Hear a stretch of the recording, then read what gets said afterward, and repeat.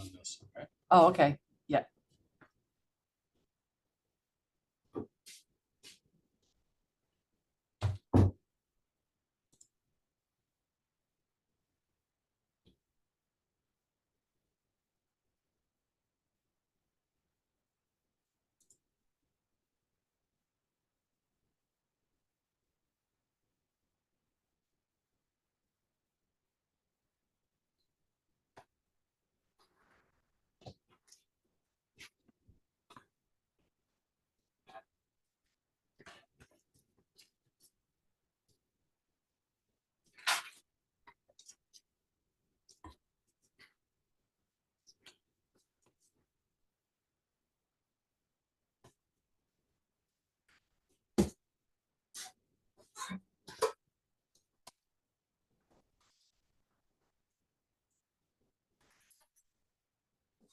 And review.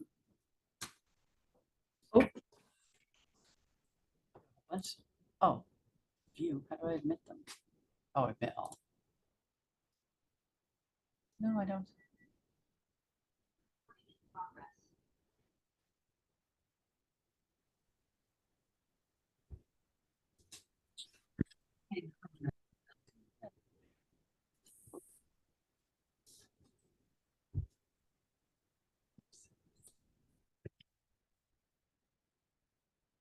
I'm good. I'm good.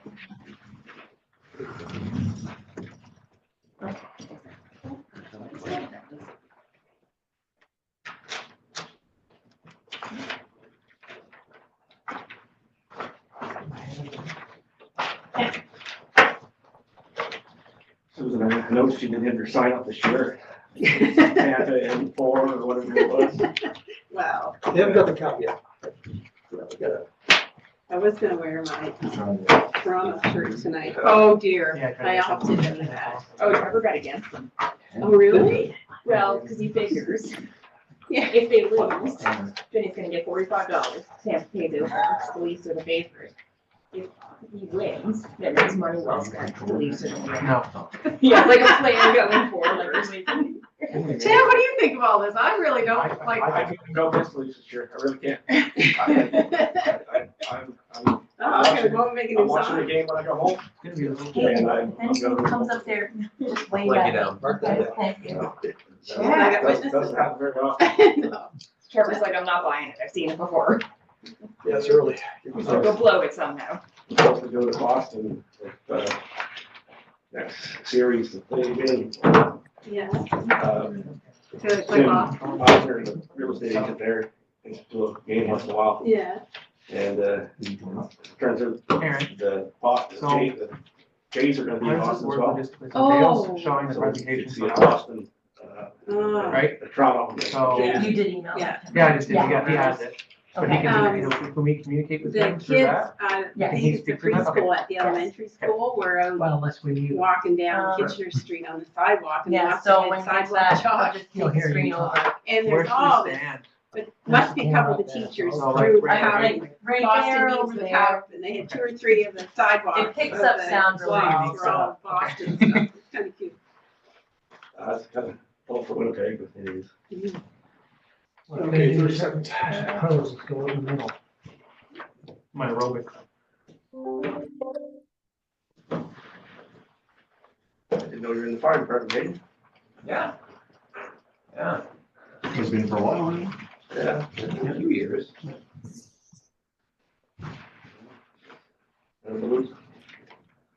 Okay. It is 7 p.m., so I'm gonna call the combined council meeting for Thursday, April 27th, 2023. 7 p.m. to order. This is a hybrid meeting. Before we begin our meeting, we'd like to acknowledge that we're in Stewiacke in the Mi'kmaq ancestral and unceded territory of the Mi'kmaq people.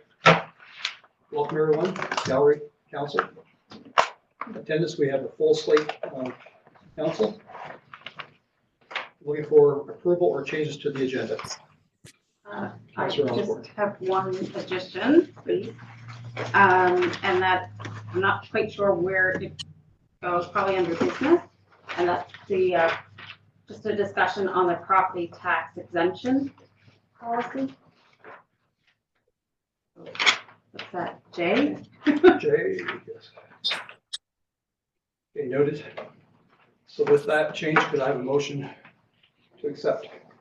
I'll make that the agenda? motion. That was made by Councillor Osborne, seconder please. Second by Deputy Mayor Chapman. Discussion on the motion. Question. Question is called, all in favor? Aye. Opposed? So passed. Looking for disclosure of interest on agenda items. Hearing none. We'll move into number 5, and that is approval of minutes. We have 2. It's combined. The first is Committee of the Whole meeting minutes, March 9th, 2023. Before I call for the motion, is there any changes or deletions? Councillor Osborne, Just my, my name is spelled wrong on page 5. page 5.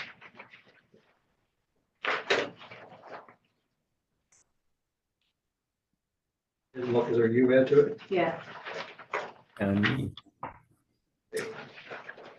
With that change, could I have a motion to accept the minutes for March 9th, 2023, council?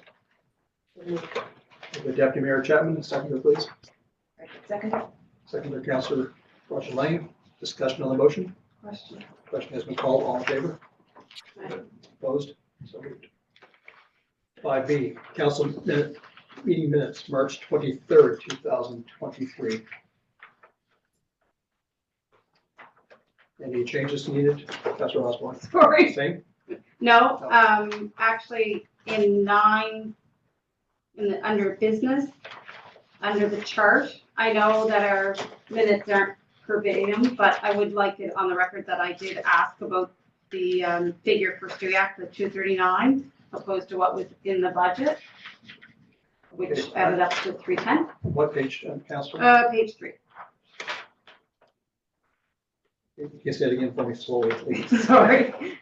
I would just like it added. I know they're not verbatim, but I would just like it added that I did ask where that figure came from, the 239. And if it included the CAO salary, because it didn't add up to what was in the budget of 310.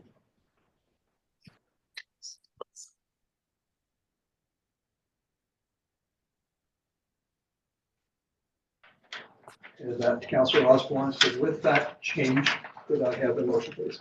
Make that motion. Is that Councillor Osborne? The seconder, please. Councillor Furman. Discussion on the motion. Question has been called. All in favor? Aye. Opposed? So moved. Thank you.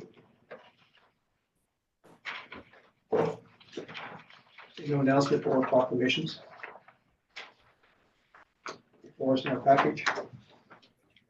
With that, I'm going to go to number 7A and welcome the Stuyak Fire Department. So this is the first time since I've been mayor and this new council, we've had a chance to get together. So welcome. So we appreciate that. And I'll start off with Thank you. yourself, Mark. Good evening, folks. I'd like to start off with thanking you inviting us up or allowing us to come up and present a presentation on our 2022 review. Those of you who don't know myself, my name's Mark Rozier, Chief Stuyak Fire Department. And here tonight with us is Deputy Chief Scott Fisher and Deputy Chief Brandon Verboom. Dale's downstairs controlling. The next slide, Dale. So this here is just the introduction. We'll just leave it up. We're not going to touch much on it. You folks and folks online can just read that. But I would like to let's just say thank you and to the staff of Stuyak, Town of Stuyak, and the folks that are online. Good evening. Thank you. I'll leave it to Brandon. Okay, Dale, if we could go to the next one, please.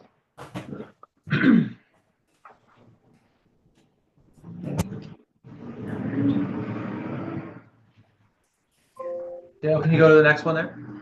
Are we on mute? I'm just giving it a try here. It seems to be. No, he's, looks like it's frozen or something. Next screen, Dale. No, I think it's, yeah. I just need to kind of get out and go back into it. Just one sec there now.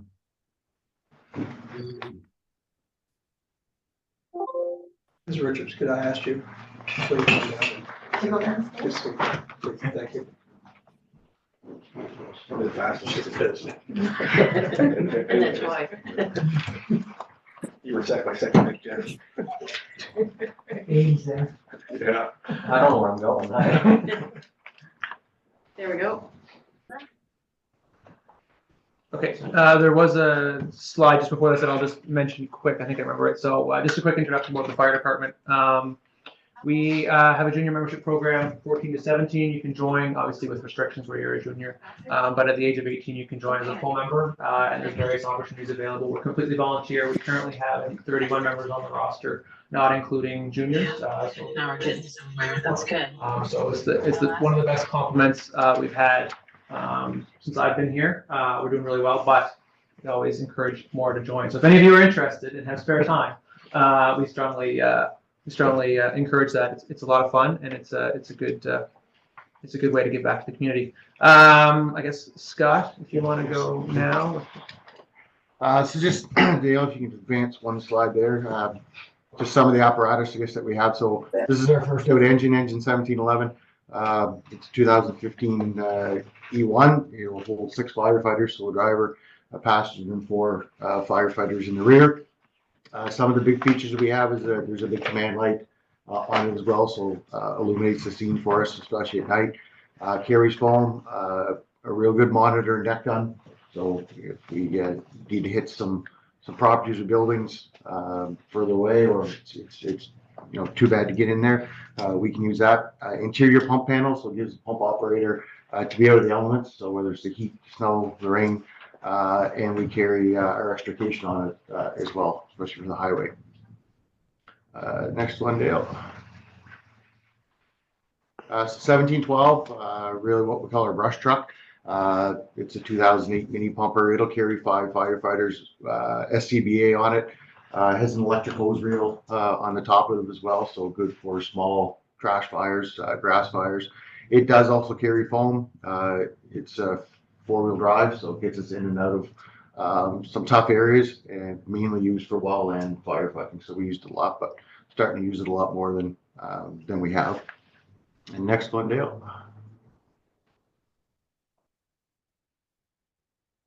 So this is the newest one really to our fleet. It's a 2008 pumper tanker. So this is where all our water comes from. So it carries 2,000 gallons. It also has a monitor and deck gun as well.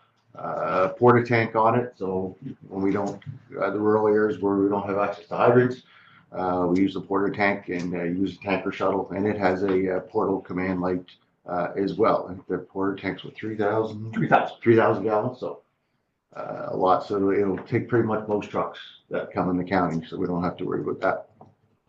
And the next one will be our rescue. So 1731, it's a 2017 light rescue.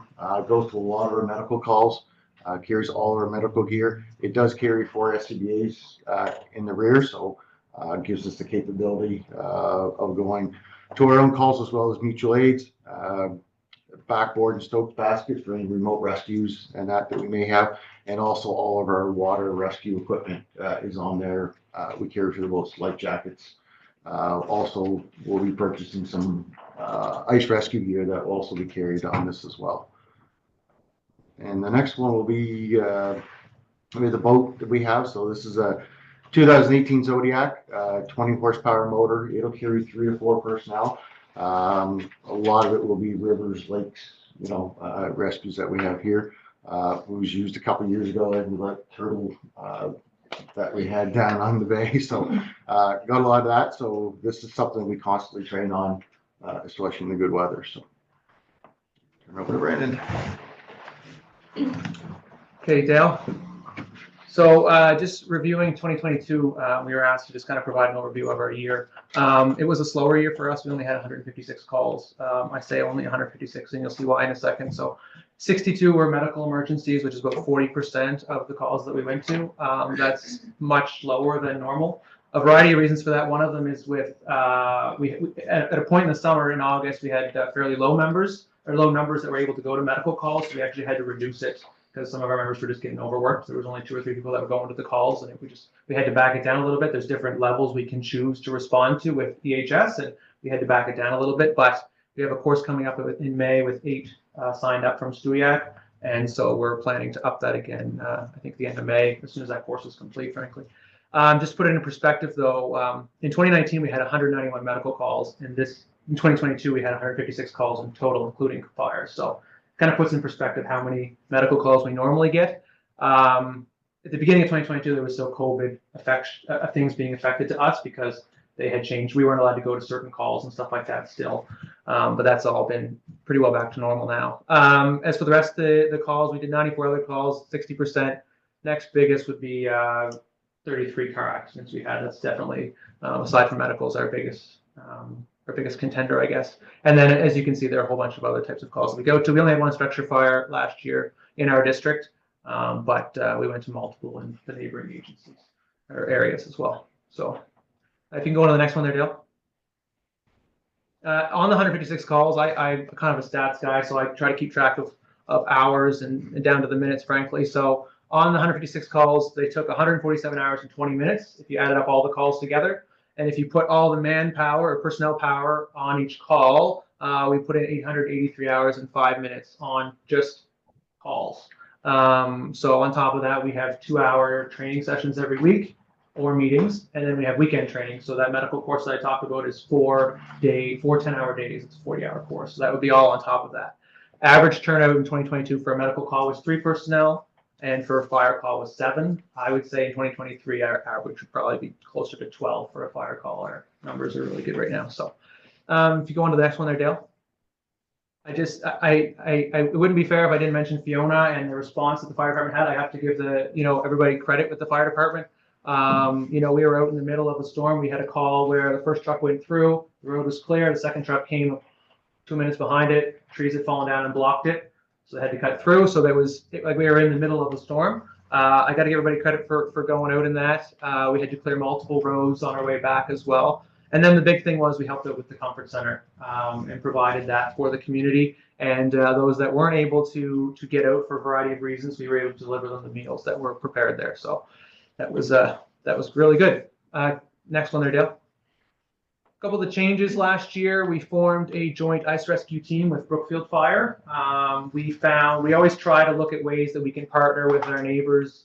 There's no sense us both having the same abilities for calls that aren't the most common. So we try to work together with our partners to form, to be efficient, I guess. So ice rescue is one way we thought we could work together with them. They needed more people, needed some more equipment. So we're kind of filling that gap for them. And with the warmer winters happening, the ice is getting thinner or non-existent sometimes, and so we predict in the next number of years that the calls may increase, unfortunately. So we're trying to be prepared for that. So that's one of the things that we did in 2022. You can move on to the next one there, Dale.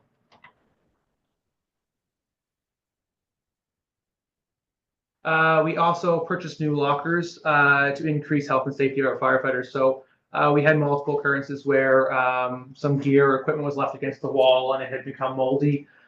We discovered in the top right there, you can see their old plywood lockers, which did their purpose for a while, but there just wasn't a lot of airflow. And then the bottom right picture there is some of the mold that was kind of behind those lockers when we pulled them off. So the new lockers are completely there's air moving through them. They're proper lockers for firefighting and stuff like that. So that was a big addition for us. And we're able to hang our wet gear in there and dry it properly and things like that, things we weren't able to do before. So that was one of our big changes. That was quite an investment for us. You can move on to the next one there, Dale. As well, we upgraded the lighting in the hall and painted the walls as well. When we first started painting, we pulled all the trucks out and I took a step back and looked, and there's 8 different shades of gray on the walls. So it was, because some stuff just hadn't been pulled off, and we pulled off the lockers. That obviously helped paint some stuff. So it definitely has brightened it up in there. And I know the members really appreciate it, and we've got a lot of compliments from the tours that we've given since then. So I think that was a really good addition. You can move on to the next one there, Dale.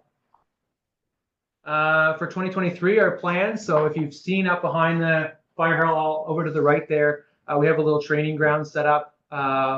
We have now 3 seat containers up there. 2 of them are in construction. The third one just got delivered the last week, the week before. But the first one is has movable walls in it, so we can go in and you can move and adjust walls to make it different. Because if you always do the same thing over and over, you're not going to really train. You're gonna cheat and know where you're going, right? So we have ability to do that. On the bottom left there, you can see we have a smoke machine. You can't see anything inside. The way we have it designed, you can bring in charge hose lines if you happen to have water moving. It's okay, so we're prepared for that. And last year we put up a fence too because we often cut up or have car fires up there, and sometimes the tow truck doesn't come right away. And with all the events at the community center, we thought it would be important to keep kids away from any sharp things that we leave up there. So that's why we put the fence up, and that's locked. You can move on to the next one there, Dale. So planning ahead. So what does our fire department need to support the growth of the town and the county?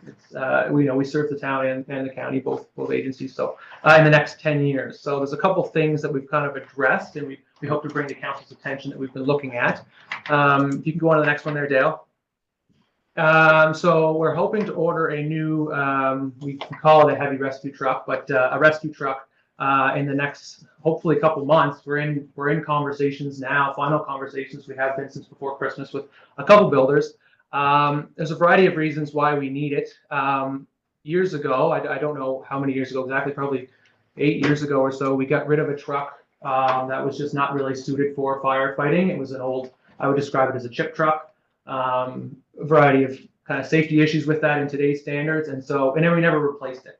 Now that we have increased numbers and members, we're finding we don't have enough seats always to get members to calls or to trainings. Last night we had a training session in HRM actually, and we had 20 members show up, and we were like, if we had one more member, we wouldn't have had enough seats. So this truck would seat 6 people. So that would be one thing. And the other thing is it would carry a lot of equipment. It'd be strictly carrying equipment purpose. There's no water on it or anything like that. But with the increased growth and the different buildings and types of businesses coming to towns, it requires us to get different types of equipment, right? Like electric vehicle charging stations. There's just a variety of things that are new to us that we just don't have space for on our truck. So we have to be prepared for that. And if you order it now, it's actually a 2-year delivery too. So it's quite a length of time to plan this stuff. One of the other reasons we were looking at this is our engine, which Scott talked about. When a neighboring agency calls for manpower, we send that truck, but often the actual truck doesn't get used and only the people do. So with that in mind, we'd like to start sending this one instead, because we can keep our engine in town in order to protect the town and county here. When we bring it out of town, we have to call in a neighboring department to come cover us. Which obviously typically it's Brookfield, will draw them into Studiac to cover us. And if we can avoid that at all, we try to, obviously. And we have enough members now that we could send a crew to East Hants and then still have a crew here to protect our area. So that's the thought there. In addition to new construction, it burns faster. I don't have the statistics right in front of me, but if you just Google it, new homes just burn fast. Faster than the 100-year-old homes and that kind of thing. So right now, if we had a fire, when we get there, there's only going to be maybe 4 people on breathing apparatus when they arrive. Everybody else gets there and has to go put it on from outside the truck, and that can take a couple minutes. So with this truck, we would have an additional 4 people prepared in air packs when they arrive on scene. The other trucks just aren't designed for it. And then the other big thing is this truck will have an area for dirty hose transport. We had a call the other day, and Scott's truck was the victim of it, but we had to put about 1 kilometer of hose in the back of his truck because we just don't have the ability to carry dirty hose back. If we do, we put it where we're sitting in the back of the fire truck, which is completely contrary to what you're supposed to do, breathing all the toxins in that were just in a fire on your way back to the hall, right? So that will have a compartment designed just for that. You can move on to the next one there, Dale. And then we've kind of been discussing as chiefs and as members here for a number of months, and if not over a year now. We believe that we need a new fire station at some point in the next 10 years, to be frank. We needed to effectively serve our communities, protect us as volunteers, and keep up with the standards of health and safety. So if you can move on to the next one, I've got a few examples. We're out of space. The top right picture there, that's my locker. And if I'm getting ready, it's enough for me to get ready, but if somebody comes by me, which just the way the hall's designed frequently happens, I have to stop and move and then go back to getting ready because they can't squeeze by. It's not that we're buying too big of trucks. It's just in order to just the size of the trucks and the size of the bays. It's just kind of where we're at for space. We're just out of space. We have no place to store equipment. Our equipment people, Lisa and Andy, do a great job, but they have no space to organize their equipment. Bunker gear, the gear that we carry to go into fires takes up a lot of space. It's like a full, like bigger than a ski suit, right? And they have nowhere to put it. There's just a little closet. I think I have a bigger closet at home, frankly. And then there's no place to dry gear post-incident. We have a hose dryer. That's a custom-made thing, but it just gets dried in the hall with everything else. Like a proper area for drying hose would include ventilation and that kind of stuff that we're not breathing in all the time and just going into the air where our gear is. So that's one of the issues. If you can move on to the next one there, Dale.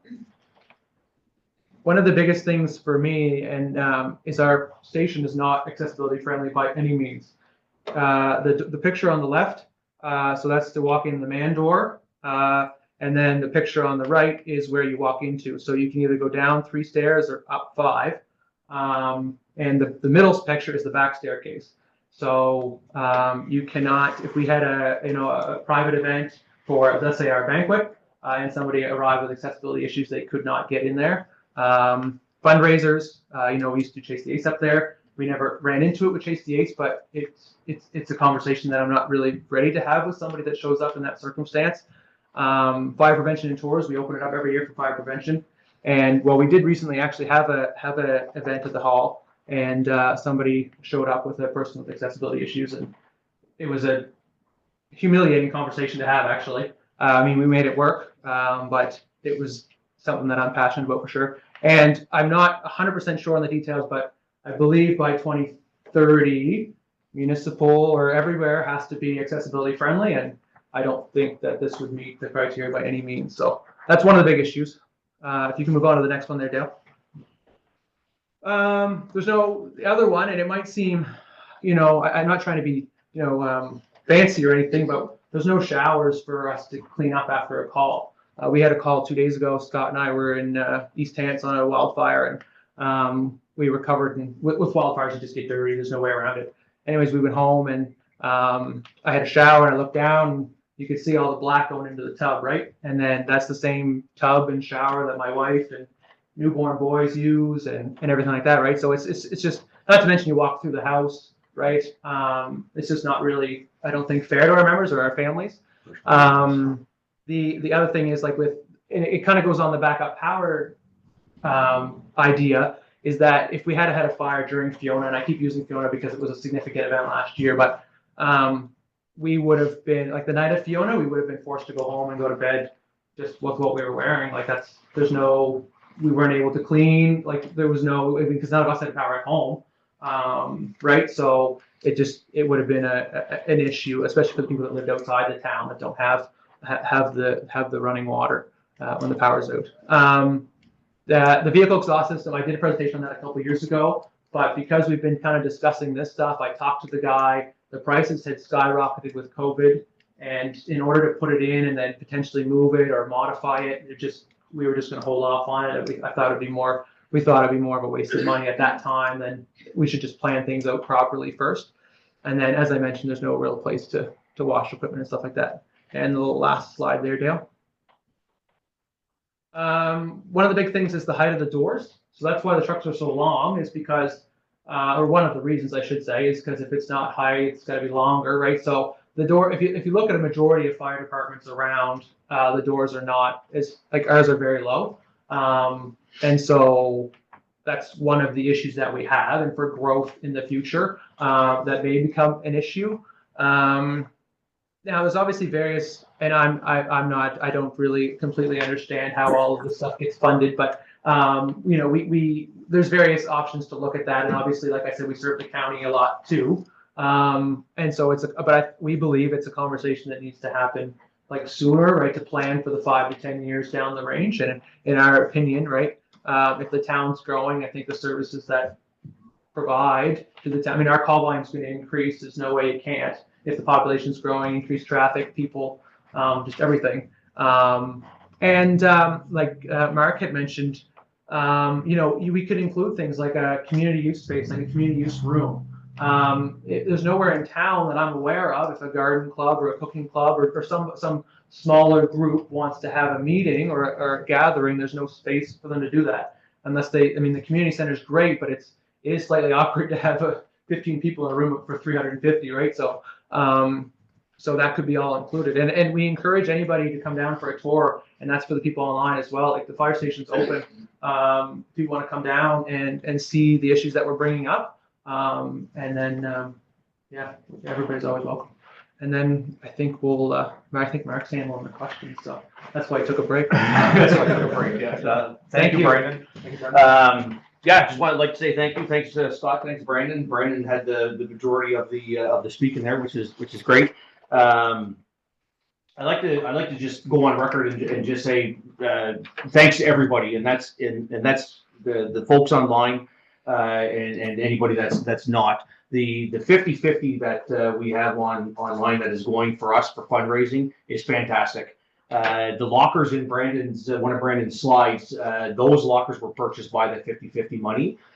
So that's just one item that we were able to purchase. And then there's various items which we will be posting on our sites very shortly.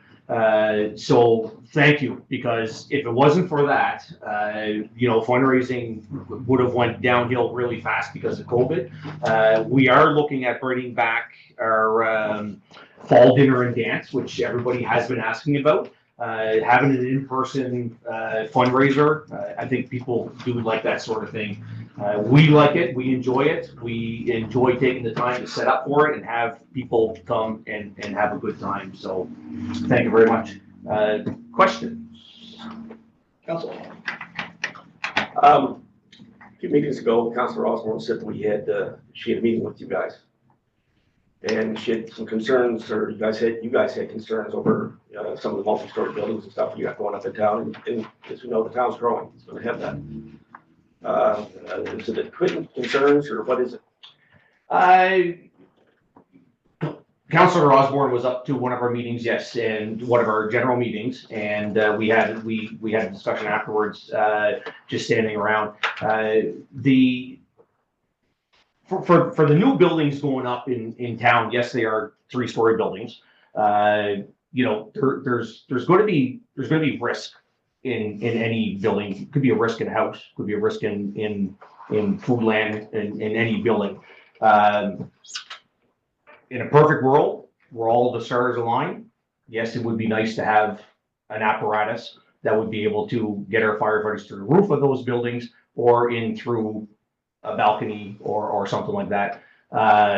As far as having that apparatus now is not, that's something we're planning for in the future. So Brandon's presentation was on, a 10-year, 5 to 10 year plan. There's other vehicles that are probably more important than having one of those apparatus come to our department, right now, so to speak. Then the rescue number one would be probably higher on our list than that.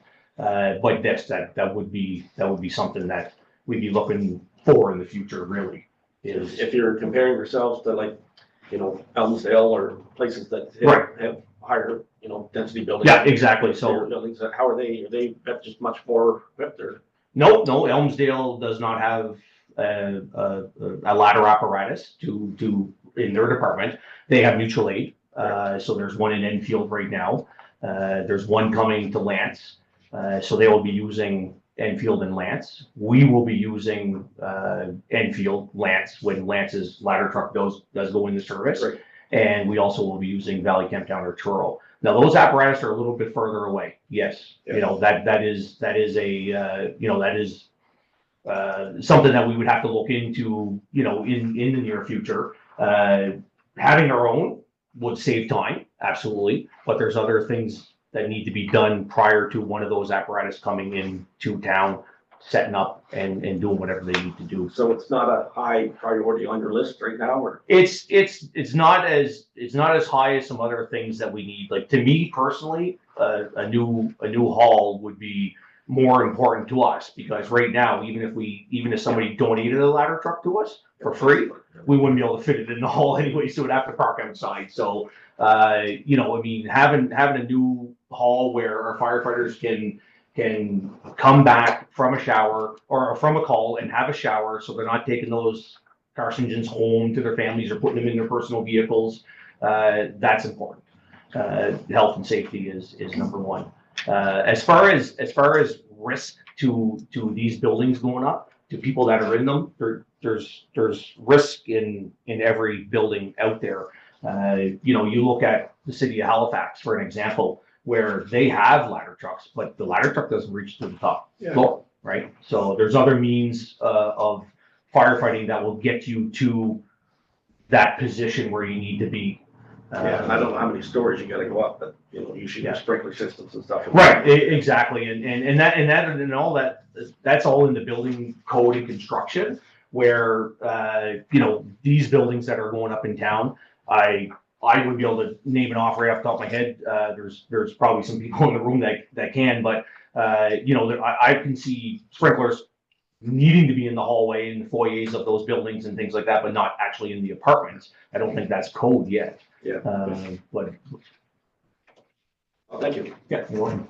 So you had touched on it briefly just now. You want to get a vehicle within the next couple of years. How much room do you have for more vehicles in that hall? Like, if you were to get another one in 2 years, you obviously have the room for that one.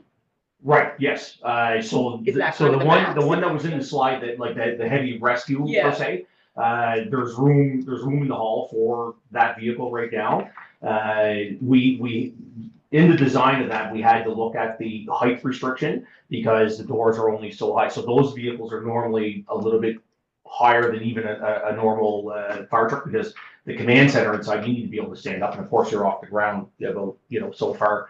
But then we had to shrink that down just a little bit to actually be able to fit it in the hall. So it's a little bit have headspace that we lost, but that particular vehicle will go into the last bay where we kept one of our older apparatus when we replaced it with the new medical truck. So the old medical truck that used to be in service is kind of the hose picker-upper right now, because it's always being used for is for, you know, if we have a special event going on where we're doing a barbecue or fundraiser, we'll throw the barbecues in the back of that, tables, chairs, things like that. So we use it as more as a utility vehicle right now. So that bay that truck is in right now, there's room for 2 trucks in that bay right now. And So then you're tapped out, basically. after that, we're tapped out, Yeah, yes. okay. Yeah, after that, we are, yeah. Any other questions, councilors? Councilor Osborne? Just to piggyback on Councillor Ramsey's questions, when I was up and met with you, I was invited by actually the former chief to come up. Yeah. And we did talk about the ladder truck, and you expressed concern of maybe a 5-story building going in. So can you tell me, we talked about mutual aid time, how long it would take for a ladder truck to get here, get set up, and just kind of talk me through that again. Sure. And what I know you say newer homes burn faster. This is the first time I've heard that, so I'm glad I have an older home. So just, what do you mean by, like, is it the materials? Is it things like that? Newer construction, yes, it's Yeah. the material that they're building with, yeah, for sure. It's, and not to mention the new floor joists that they use. If fire was to get into those, they become very weak very fast. When they're not burnt, they're very strong. But once fire gets to them, then they become weak very fast too. So your ability to move inside a home and do a search is limited if you have a basement fire, per se, like that. You know, because obviously if it's in the basement, then your floor joists are going to be the first thing that get weak. So. And any concerns on if there is a 5-story building or 10 or 12 or? To kind of go back to what we talked about, when we spoke was, I guess the pros of having one of those apparatus Right. in our department, which every department, Wishes would to probably like to have one. But I mean, in our eyes, if we had one, we'd be using it, a lot for it. Like if we were a department, say, had 50 chimney fires a year, that apparatus would be fantastic because you wouldn't have to ladder the roof. You wouldn't have to put any, like, your risk to your firefighters falling off a roof is very limited, because then you can put that ladder out and bring it right up to the chimney and do all your work from that ladder where you're tethered to, basically, with a harness. So yeah, that would be a perfect apparatus for that. As far as it is for mutual aid, obviously they're volunteer departments, as we would skip by Truro because we won't put the town of Truro at risk. We would go to the next department, which would be Valley Camp Town, which can get here just as fast, if not quicker, because they're right by the highway. And then Enfield. Lance is going to be putting one of those apparatus in the service very shortly, I would say within the next 12 months. So they're even closer. So that would eliminate some of the time also. But right now, we don't, I may have thrown out a number 15, 20 minutes. That's probably being, generous, I guess. Because normally they tend to move fairly quickly when there's a call. But as far as a 5-story building going up, there's no more risk in that 5-story building than somebody in a slab home up on the right off of Windcrest. There's no more risk really. We can still get in that building. There's ways of getting in it. Having a ladder apparatus in our department would get us, in that building in different ways, but we can still get in, so. And what about getting people out? It all depends, you're looking at the same thing as here. If a fire broke out in this room right now, how are we gonna get out? There's always every scenario or every situation's, different. It all depends, I guess, what, I wouldn't be able to comment on it without, I guess doing a pre-plan for that building if it was up but I mean, 5-story building in here, is that happening or, because we may be having a different conversation, but, I mean, if it does, then that's great, but, we'd be planning for the future also, same with the town moving forward in for the future, so. I just have a couple more questions. One's about the county, because I know you service the county, and they're growing as well. Yes. So, I mean, do you know what the highest height restriction they have right now? I don't know what it is. No, Okay. actually, no, that's a good question. I don't know what it is. No. Okay. No, because right now I don't think, I don't know if it would fall under, Bible Hill has 3 or 4-story buildings right now. Bible Hill does. So it might probably be the same, if that is the restriction, if it's 4 stories, if that's the restriction, and there may be no restrictions, that may be just a builder that went that high. Right. Yeah. Okay. Yeah. And where would you prefer to have your new station? Here or the county? Well, I mean, since that did come up, I mean, since you asked the question, ideally, we would love to be, in same vicinity as where we are. We think that's a good spot. If there's a plot of land that you would like to, donate or push forward to us, then that's great. There's a couple of spots that I can see a station being that would be in a good spot. Do you want to know ball fields around that area somewhere? I see an awful lot of fill going in. I thought you maybe been doing that for us, but. So if the town provided the location, what in terms of structure, what would be the commitment for the fire hall, the fire department? So the town provides you with a piece of land. in terms of building that new facility? What would that look like going forward? Answer if you want. Yeah, whatever, yeah. I've been talking with our treasurer a little bit about this because it's it's new to all of us, frankly. And so we've got questions into a bank now in terms of mortgaging. We've been talking to other agencies, in particular Brookfield, because they built a new hall. I think it was like, I don't know, 15 years ago now or something like that. And so they've been super helpful in terms of information. We're not entirely sure how it looks in terms of funding and that kind of stuff, but we didn't want to also go too deep if automatically people were like, no, you can't do that, right? Because then it's just time wasted, frankly. But if there's interest in doing it, or at least proceeding with investigating further, then that's kind of stuff that we can look at, I guess. I don't really know if that answers your question. Yeah. I mean, It's a starting point. right, and like one of the important things to do is start fundraising. Like I think you always see these like thermometers like everywhere, right, of fundraising and that kind of stuff, and then it takes years to fill the thermometer, frankly. So it's that kind of stuff that we'd like to start on at some point. There was a few ideas thrown around too. Like, I mean, obviously a new building, it would suit us better for sure. You look at some different amenities going in that building and for us, drive-through bays, easier to get the trucks in and out of, and then Councillor Rogers Lang had brought up, that we are running out of space, but we would go. The drive-through bays would allow you to put multiple apparatus in each bay.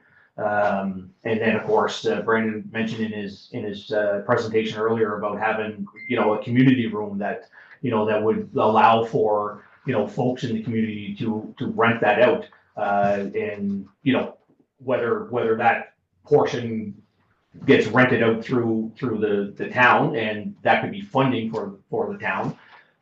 Or if it's something that would just be thrown out there for free use, that's something that we can discuss in the future for sure. There's one other point we've talked off and on for months now over different things, so I think part of the planning of something new there, you might want to, should be looking at including maybe an EHS location. Exactly. And probably work with the RCMP to probably put, instead of having the mobile trailer that they have there, putting in, so you get all emergency services all under the same, not in the same building, but on the same property. Yeah, that's right. There's more times where EHS is, they are run off their feet right now. But if they had a place to house an ambulance and a crew, then we can look at that too. So that would even that portion would obviously would rent that out to them also, and that would help with the mortgage of the building too. Just make a comment, since I've been on council, the presentations are getting more encouraging all the time. Well done. But think about all the new equipment that you do have, and that you guys have worked hard to get and provided such good service to the community and the county. So I think it's really impressive to see what you have now. Thank you. Yes, I was speaking with somebody the other day actually, and we were talking about that. The amount of equipment that was getting old that was in the station and that we replaced over the years is just phenomenal. And I remember you telling us what the first new big truck was going to cost, and I just couldn't believe that. Yeah, Get my head around it. So that truck now, back when we purchased it in 2015, was $800,000, and that's over $1 million now. Yeah. That if we were to make that identical truck, it's over $1 million. Just the rescue truck that we're talking about, even the price of those have increased substantially, and we couldn't believe it when they came back with the price after we spec'd it out. We said, where's the gold, basically, but that's what's happening now. Yeah. So. Deputy Mayor. I'd just like to say, good job, the whole department, and you. Thank you. Thank you for coming and presenting. And I'm very relieved to hear that the 3-story building that's being constructed in Perry Lake is not a major concern if we don't have with the fact that we don't have a fire truck. Right, yeah, no, I mean, any structure that's gonna go up is gonna have risk. You know, this building in particular will it'll be new construction. So it's not gonna be like an older apartment building. So I'm sure there's gonna be some different codes in place that will help, you know, with fire prevention in that building. And this is stuff we train for. We train for the worst, right? So, Great. you know, You're prepared. whether it's a 2-story home or a 3-story building, Mhm. we train on this stuff to make sure that we can get in. Before we wrap, any more questions, comments? We have another hot seat, so we can figure it out, right? Pardon the pun. Pardon the button. Okay, throw it in there. Thank you. I just did a presentation a few days ago at the Mayors and Chiefs breakfast, and I'm going to post that because I always go on my way on behalf of council to thank what you do. It's not just, you know, and the fire rescues and accidents, it's town days, it's Christmas. So I can speak, I think, confidently on behalf of all council here. You're essential, you're needed, and we really appreciate you. Thank you. And come back next year. You get better stats. Well, that's very impressive. So. Thank you, guys. That's great. Thank you very much. Thanks, guys.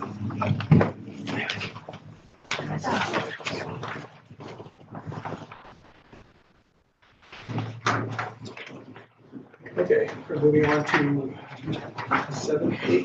eight petitions and correspondence. And we have correspondence to Sustainable Service Growth Fund. Now that's coming up for a motion a bit later on. Do you want discussion on that? I can bring it up a bit on my admin. I have In your mid? Okay. So we'll put that to mid. Okay. Having said that, we'll move into mid. Number 9A, staff reports, and we'll go to Mr. Bono first. Thank you, Mayor. We'll run through very quickly. The RFP for the Riverside, Pleasant Hill, and Lewis is out. I believe it's probably another couple of weeks before we'll start seeing some quotes, and we're anxiously seeing how that's going to turn out. The well source phase 4, we have awarded, thanks to council, we've awarded that to WSP. And we had Jeff and I, a session with them a couple of days ago. So they will be starting the permitting process and the planning, location where we need a water plant, treatment of water, in whether it's reverse osmosis or treatment of the water, and where any of the discharge of any brackish water. So we should be receiving that probably late summer, early fall. And then what the plan would be is to go into phase 5, which would be looking at sources of funding for a water treatment plant and doing an RFP for that. So that's moving along very, very well. We are waiting the final version of the CBCL report, so that should be received over the next week or so to be put out. So I'm planning to put a front end on that, describing what a lot of the recommendations and what some of the things to avoid any confusion on that. Getting close to getting ready for the splash pad and basically opening up everything for the summer. We do have one property that we have a demolition order on, so that should be coming. I see some work being done on it, a 101 Kitchener, and so we have till the end of June to get that demolished. Jeff has worked hard on getting the electronic sign. The pad should be poured tomorrow, and Jeff can probably explain the rationale for moving the sidewalk that just needed to be done for a variety of reasons.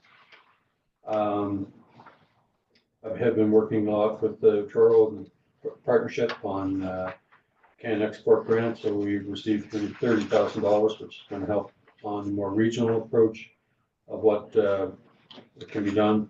Aaron and I will have been working quite a bit on community transportation, so I'll leave that so she can describe that then. One of the biggest things I really wanted to highlight was that we've received in the area of about $5 million overall for grants over the past, say, 10 months. So we're very fortunate in receiving $4.5 million towards Riverside, Lewiston, Pleasant Hill. I think that's a grand slam that we hit on that, and I'm so proud that we were at the front end of the selection. We had the grant that was given by the province of nearly $270,000, which was a pleasant surprise on March 31st. And so we have some ideas. We'll talk about some business there. We got Aaron did a great job getting some accessibility money in the area of $100,000, and we got completely $65,000 that went towards our crosswalks and the solar lighting and that. So by my math, we have $4,935,000, and with other smaller grants that we have, we're certainly in the area of $5 million. So we're extremely proud of that, and it's as a result of great work by staff and a lot of support by council. So that's where I really want to point out that that doesn't seem to fall our way very often, but it really did. It allows us to do many other things. You know, when you have the support and the guidance and stuff like that from the province. So essentially, that's where everything I've got for this month. Any questions? I have questions, but I don't know if I should wait and ask Mr. Sibley when he does his, or I don't know. Well, if they're more public works related, maybe. So, Council, do you want to hold or? Sure. Well, thank you. Financially, you're going to do the financial also tonight? We can take things with Councillor Freeman on finance, I guess, so the financial part. Well, I can help when we get to the budget. I Okay. don't think there's much. So if you want to speak on what Randy's report would be, anything that I can answer from that. I will, we'll soon be getting our FCI results, financial conditions indicators. So we're forecasting actually an improvement over our very good results. So we should be dropping one of the yellow categories to make another green. So I did bring a bit of a, so this is our last one, kind of gives you an idea of, we don't have any red in any of the areas. So I'm very, very proud of how we believe we're the lowest populated risk area in the province. I had two people from the province doing a tour of Stewiacke today and looking at everything and all the potential. And a big part of it was that the discussions at the Department of Municipal Affairs and Housing, that Stewiacke's being talked about all the time. So we had two people, one's a planner and another person was within the senior executive. So I had the pleasure of showing them everything and showing them town and everything. So we really caught the eye of the province, and certainly I know from the federal side, the mayor and I have met with the MP quite a bit, and it's there's no question about how Stewiacke's being talked about in many circles, and even at the Mayors and Chiefs breakfast on Monday, it became very evident from talking with a lot of people that Stewiacke is a real player in the region. It was a great job by the mayor on his presentation, by the way. So Thank you, sir. anything from Randy's report?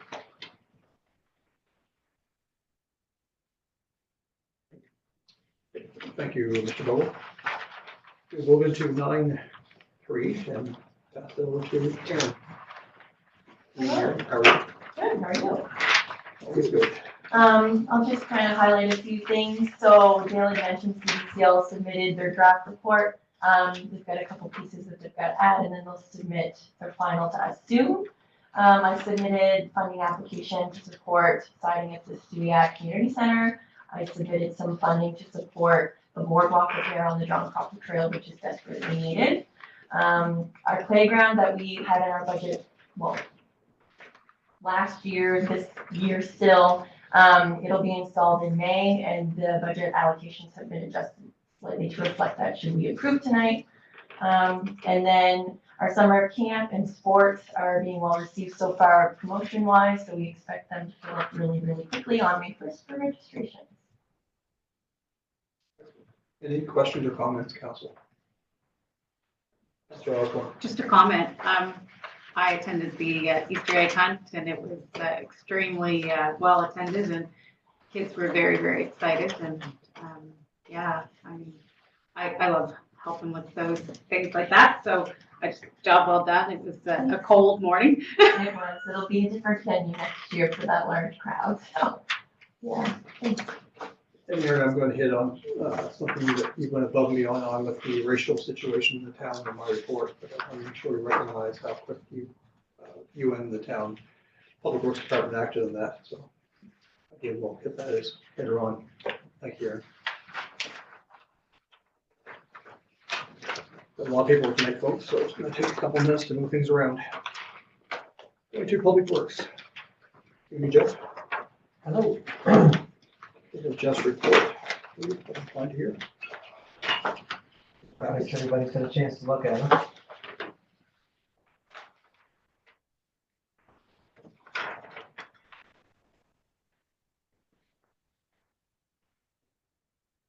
Any questions or comments? Mr. Osborne. I have a couple of questions, if I may. One, I was just wondering, I've had a couple residents ask me, and I know I've spoken to the CEO about the potholes in the John Crawford Trail parking lot, and if maybe we could get those looked at, or. That's an issue that we need to talk to Canada Post about, because it's Canada Post traffic that's doing it. We go up there and fill Oh, them in. okay, Like, okay. we've gone up there and we patched them up. right, I've talked to Canada Post, and like, right, there's little traffic going to the John Crawford Trail. It's all the mailboxes. oh, And the Canada Post refuses to do anything about it. okay, so like, they only look after their area in front of it? So they say, and Is that, even that's a joke. Yeah. So, we do try to go up and patch it up, but it's like, they should be paying for it. Yeah. Because it's their traffic, not ours. can we send them a bill? I think it's something that we need to send some correspondence through here. I think that solution is that we actually do the thing and just bill Canada Post. That's the simple solution, but I think we need to get to some understanding that, you know, what's been going on for years, it's not sustainable. So I think that's the best solution. It even goes with snow clearing as well, but I think that's probably done. Yeah, so I think it's time come maybe something that comes from under the signature of the mayor to Canada Post that, you know, we need to fix it because it causes all kinds of areas of risks and things like that. We get the criticism. Jeff was right that this is where, you know, there's a partnership that we need to create. Sounds great, thanks.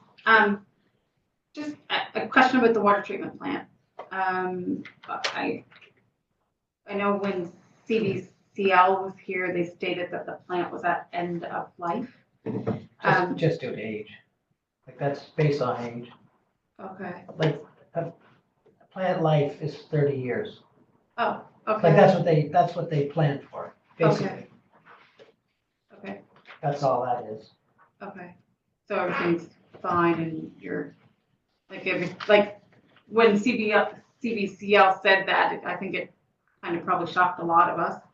I think the wording was maybe confusing. Yeah, okay, It's had all the proper maintenance and it's got life in it. Obviously, it has life left in it.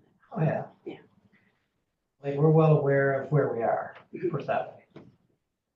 And even looking back on some of the history, I mean, we're not, when we had the water haulers and things there, we were producing far more water than we're using now. So, you know, we're very watchful of what we take out and what we can produce and things like that. So, you know, we discuss this every week about where we are it factors into every development that we're looking at. And so we're very fortunate to have this new, the biggest find, I think, in the last 100 years is this water supply. So, we need to be moving on. There are all kinds of other things that you can do to help, boost or doing things or invest into the water treatment plant, but we've got capacity to be dealing with what we have and other things that we move along. We talk about it all the time. And then once we transition to the new water treatment plant, then, we're into a huge thing. In that report, I know in the draft talked about like we could be drawn a lot more from the river than what we are. And we did draw more water years ago. And I think at one point last year, we talked about, even with the growth, we're actually using less water now with the growth than we did. So that's probably some leaks that are there, and once we deal with that Riverside and all that stuff, but it's an area when anything that comes in, we talk about things like schools, we're talking about the fire capacity, we're talking about everything operationally to make sure that it's there and we can do things. So it's an area that we're always on top of everything. But we knew on the report that, our wastewater and water are getting towards, it's there towards the end of things, but there's still lots of life left in what we knew that going in.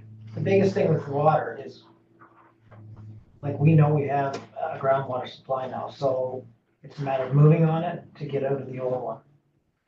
That will increase capacity for the next 30 years, basically. And then again, don't be looking at it again. And the report, Mr. Bones, coming from CBCL, May, June. Well, it should be over the next couple of weeks. I think Aaron should be over, and we're gonna take as best we can to take a hard look and digest it all. And what I wanted to do was put something in the front end of what it is and what it's not. I mean, that report, if it stays the same, and they talk about Stewiacke kind of like being on the horizon, like in the next Wolfville and Home Bay and things like that. So those are some encouraging things from the tax base and growing the community. So there's some really good nuggets that are coming into all of that report.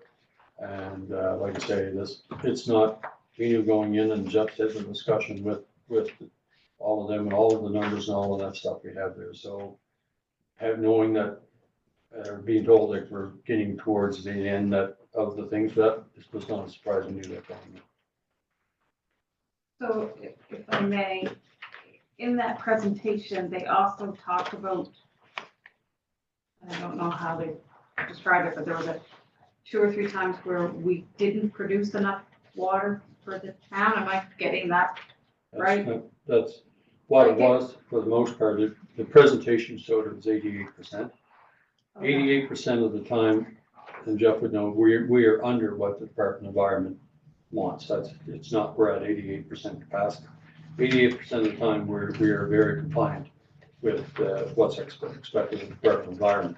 When we have the heavy rains and St. Andrews River looks like the Stewiacke River, that's when it takes a lot more treatment, and that's where it falls within that 12%.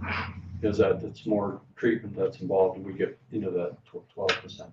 It's a slower flow through the plant, so the town water supply doesn't deplete. It's our holding supply that we can't replenish as fast.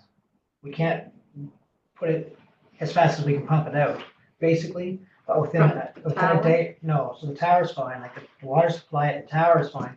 It's just when we have a heavy rain and the water turns dirty, we have to slow the flow down, come through the plant. So our storage capacity at the treatment plant depletes. It doesn't deplete, but it gradually drops. But then as the water clears, then we're able to increase the flow and pump back up. But if we get a long period of time, then it does go down.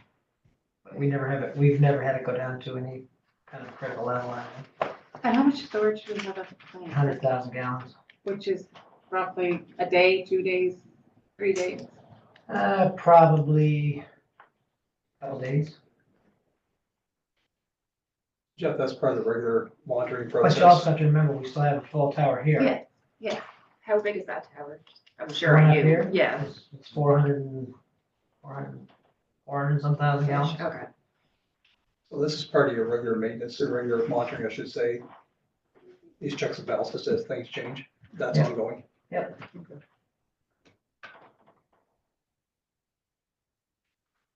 More questions, concerns? I had a couple of residents ask me about the sign, and I think the CAO said you were gonna give us an explanation of Well, why, it's right where. there. I wrote it in the report here. The biggest reason for it is because we're putting up the crosswalk lights, the solar lights. I can't put one in the parking lot across from this one, for one thing, because it's in the middle, right in the middle of the driveway. So we moved the crosswalk this way, so it's gonna extend from the sidewalk at the library, reach straight across instead of on the other side that goes to nowhere. It's actually a better fit here anyway, and then the reason we put the sign there is just because I had to tear that up anyway, so it's a good place to put it. And actually, that's a good space because it's not blocking you for the intersection. So there shouldn't be any traffic, distraction at all.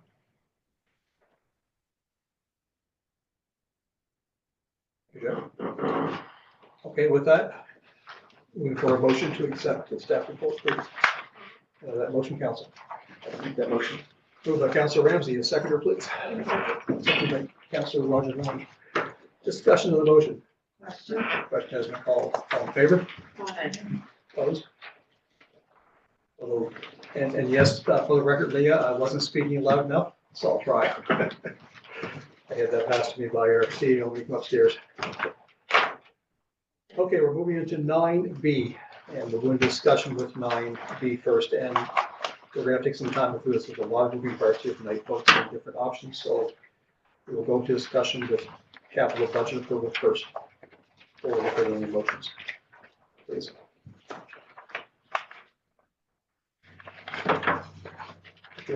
And Councilor Byrne, I believe.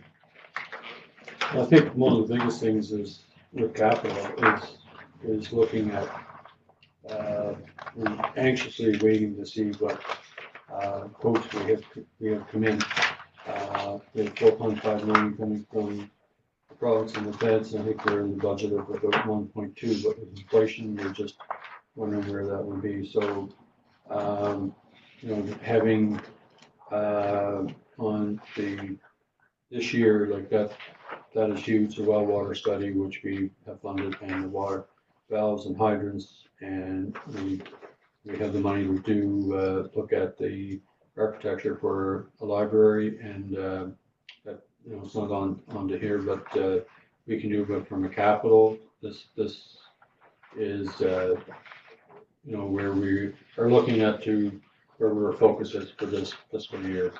And, so there'll be a lot of time spent on some really heavy lifting projects.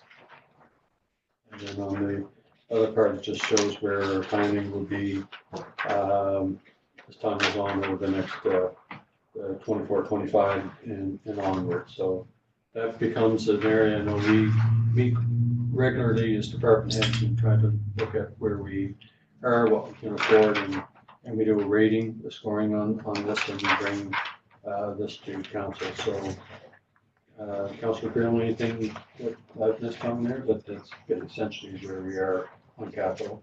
Yeah, I think my understanding is, and we've done this the past few years, is we had one motion for the 23-24, and then we have another motion that would take us up to from 24 to 27, and then we have to do the same process for the water capital.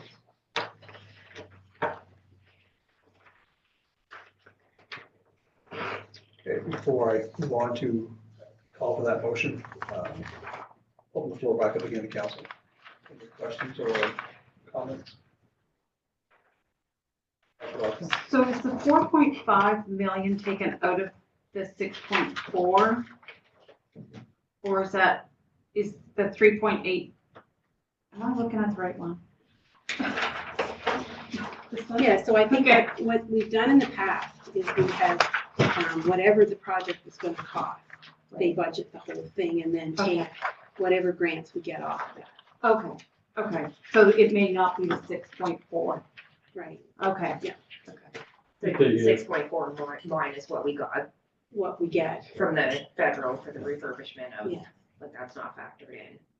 No, that's the part where if just say, for example, that projection is 1.365 turns into 2.365, then the town would be on the hook for that extra money. The province and the feds will not do an adjustment. So that's capped. That's capped. Okay.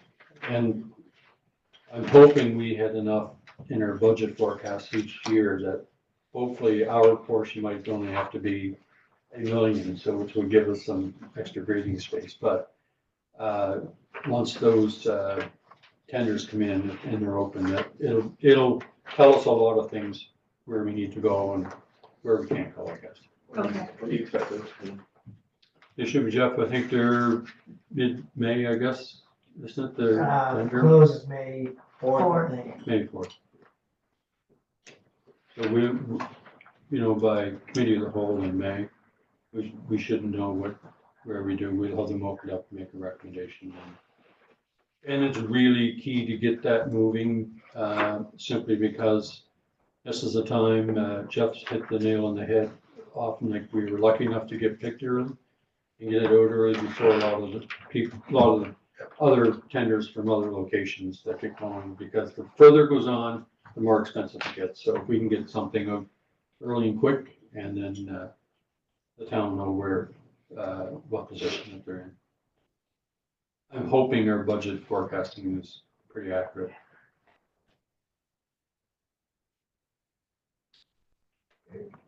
Are we ready to move to the motion? So, which one? So this one is B. So capital budget approval, right? Right. And just note the wording really should be, and so I make the motion that council approve. And the, excuse me, the 2023 to 2024 general capital budget totaling $6,458,532 is presented. It's moved by Councillor Crummett. I need a seconder, please. Second by Councillor Osborne. Discussion on the motion? Question isn't called. All in favor? Aye. Opposed? So moved. Thank you, Council. 9C, operating budget. No. So we have to do, sorry, No, we have to do the next 3 years, so, Oh, yeah, I tried. yeah, that's okay. So the next one, same So item. I would prepare to make the motion that council approve the 2024 to 2027 general capital budgets totaling $3,985,000 as presented. Moved by Councillor Crummett. Seconder. So Ramsey, seconded. Discussion on the motion. Yes, discussion on the motion. Sorry, Chair is recognizing Councillor Osborne. I thought we were gonna discuss these separately, so I apologize, I should have asked my question earlier. If we approve these, is it automatically approved, or is it for the next years, or does it come back, or like, what's the process there? It's a good forecast for the next 3 years. Okay, Generally, when they come back, we'll be in a different position this time next year. So you would look at, other different things like with water treatment and a plant. Good, but it's certainly the forecast that we have here is where our focus is over the next 3 years. okay, I just see the library there for $3 million, so I guess that's my question. If we say yes to this, does it mean that we're building a $3 million library? Well, it's not into this year, so we'd be sitting there to see what position we'd be in next year. And with the library, we're looking at architecture costs. We need to finalize costing arrangement with cultural facility and so on and so forth. But this would be the total cost, but not the cost that would be applicable to the town, because if it was just say $1 million project, then it should be, it's $1 million project, and if the culturists didn't want to participate, we'd have to discuss whether we build it ourselves. But based on the 60-40 split, which I hope that would be $600,000 from town and $400,000 from Colchester. But the architectural stuff's already been approved, Yeah. right? So that's not included in the 3 million, right? Yeah, we just did, right? But I think this library has been forecasted in different dollar amounts for the last 10 years. Down the road, like I think it's always Okay, been down there okay, so like in some amount of dollars. Okay. Yeah. okay. Okay, thanks. Welcome. Here's my, let's go back. So I need a motion, please. We have a motion. The motion floor is, question is called, I believe. Okay. Question has been called. All in favor? All opposed? So moved. Thank you. Next, please. Okay. This would be the water utility capital budget. That's on the. You're still on 9B.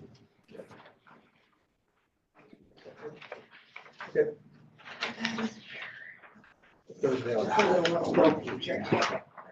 And it's me, I find that this confusing, it's cool, so I've gotta get up to speed by next year. Well, it's on me. So this is the third, and it's the water utility capital question, correct, Councilor Brown? And what was the split between? So we have Riverside, Lewis, and Pleasant on water. And then, so this was just the paving and this was the infrastructure part? Is that split between? I assume so, because the Riverside, Jeff can correct me if That's I'm like to run the wrong. water. Yeah. Right, And paving. the rest of it is paving and stuff. Yeah. And then- Sewer. Okay. Yeah. That's what I figured.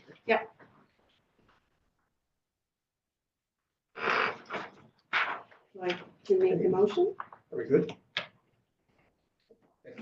Okay, so I would move that council approves the 2023, 2024 water utility capital budget totaling $1,520,570. Moved by Councilor Brennan, sorry, moved by Councilor Brennan, seconder, please. Or Councilor Lutz, seconded. Discussion on the motion, Question. as we call, all in favor? Aye. Opposed? So moved. We'll move to 24-27. Okay. So I make the motion that council approves the 2024 to 2027 water utility capital budgets totaling $12,045 as presented. What? 12 million. Did I say 12,000? I just want to know this time. Okay, let me rephrase that. Approve the water utility capital budgets totaling $12,045,000. Just checking to see through it. Yeah, I do it all the time, Councilor. Moved by Councilor Brennan, seconder, please. I'll second it. Second by Councilor Osborne. Discussion on the motion. Question. Question has been called. All in favor? Aye. Opposed? So moved. Thank you. Oh, we can't see 12 million. Just messing with you. Okay, we're moving into operating budget. I'm correcting that. Yes. Okay.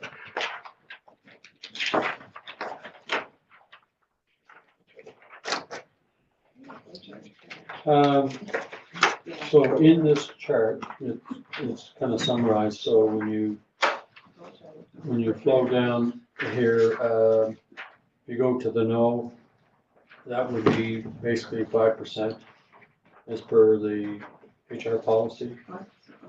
And, yeah.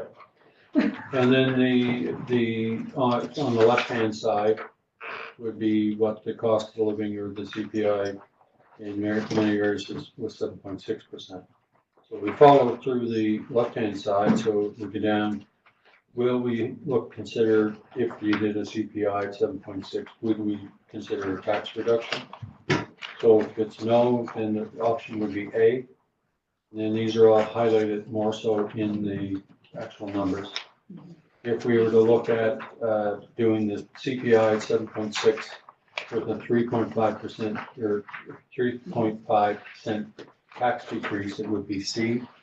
And if we looked at a 5-cent decrease, it would be under B.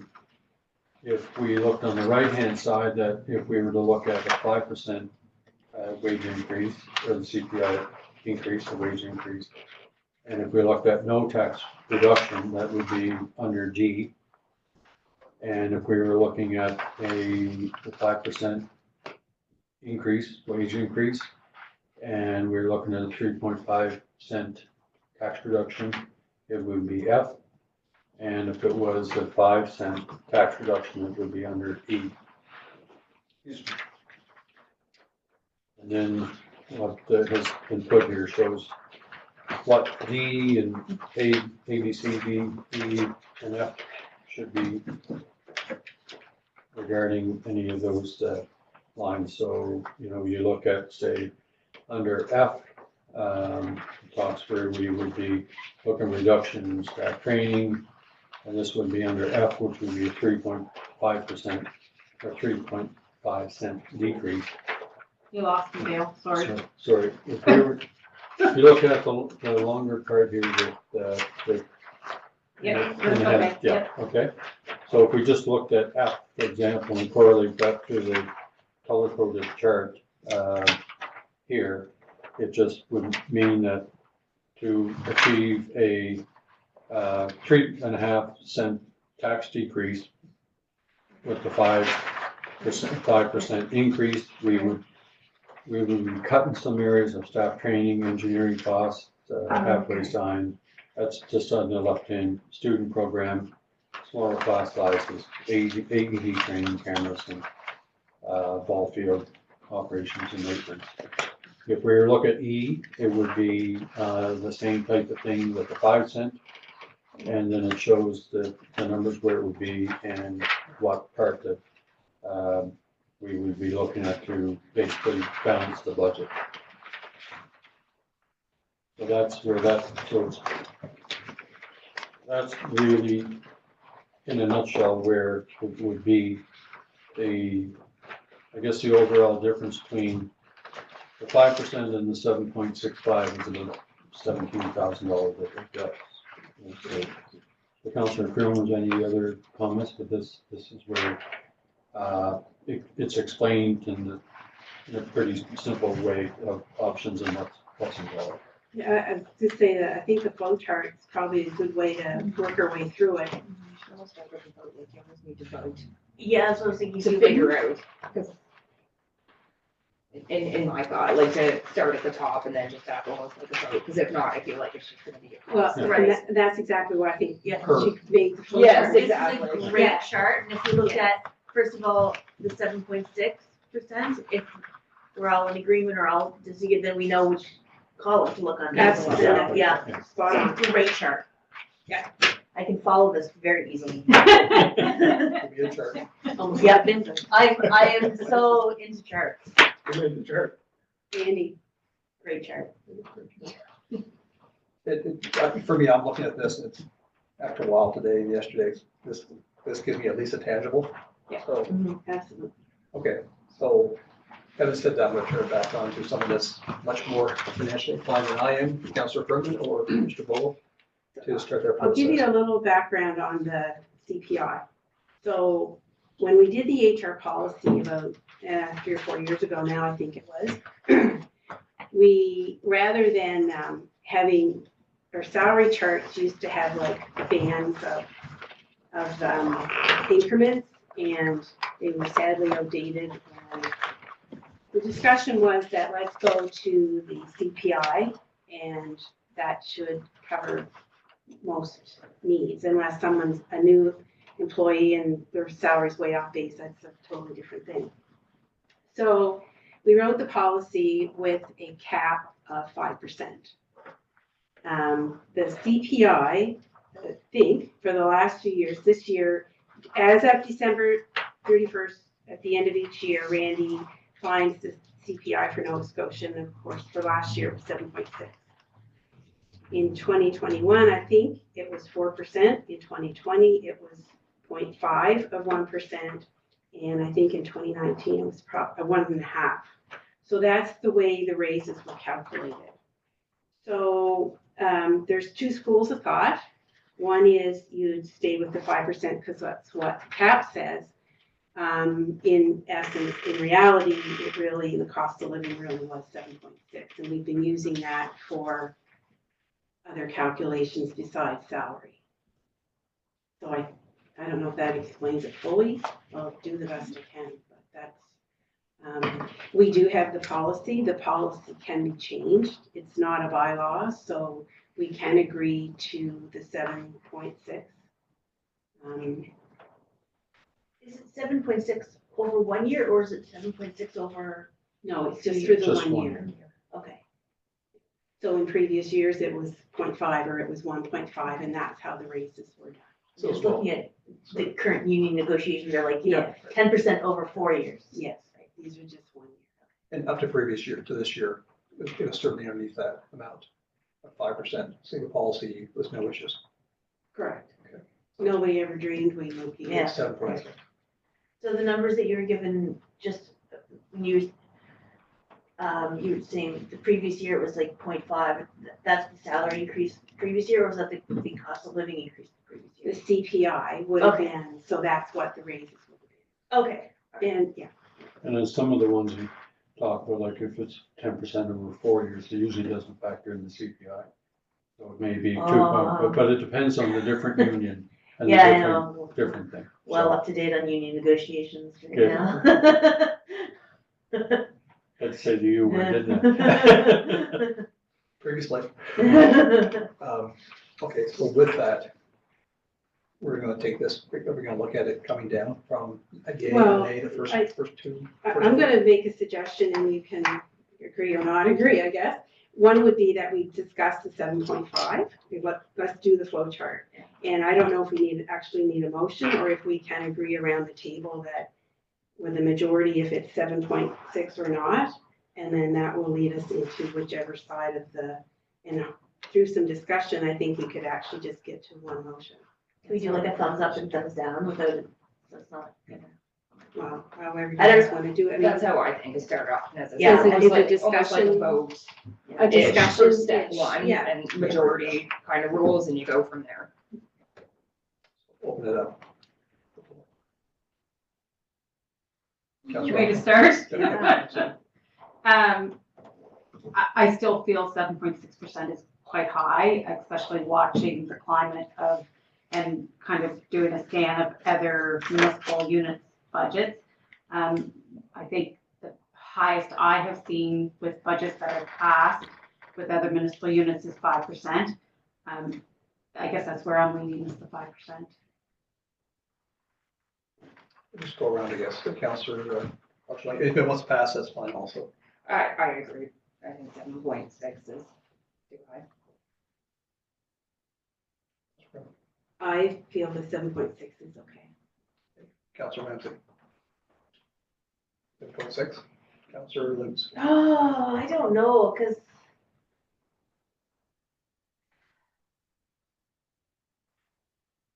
the previous ones were, can you repeat the numbers with last year's, the year before? I want to etch this in stone, but staff might know if I'm right or not. I went looking today for the CPIs. Right. And And CPIs matched the previous increments, correct? that's my understanding. Is that And correct? so in 2021, it was 4%. In 2020, it was 0.5 of 1%. In 2019, it was 1.5. When did we change the policy to match the raises to go with the CPI? When we did that bylaw change, which is like 3 or 4 years ago, 2019. 2019. Yeah, It was 1 year, it was like 0.3 or something like that. I got 0.5, the data I looked up. And so if next year the CPI is,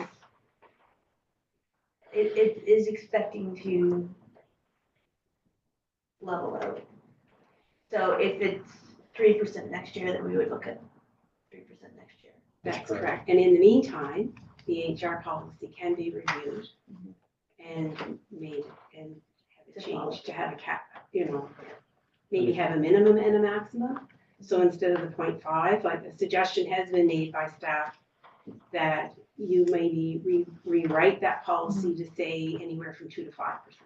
That way, the years of the 0.5s, you get something. Sure. I'm just kind of, I'll just so you know where I'm going with my mind is I'm trying to add up the previous, I'm looking at like what the current negotiations are with the, amongst the other Sure. unions, and typically it's about 10% over 4 years. So if we had 4% last year and 7.6 this year, we're already over that, and then it's another 3% next year. So to me, it's a little high for the standards that's happening right now. So I'm,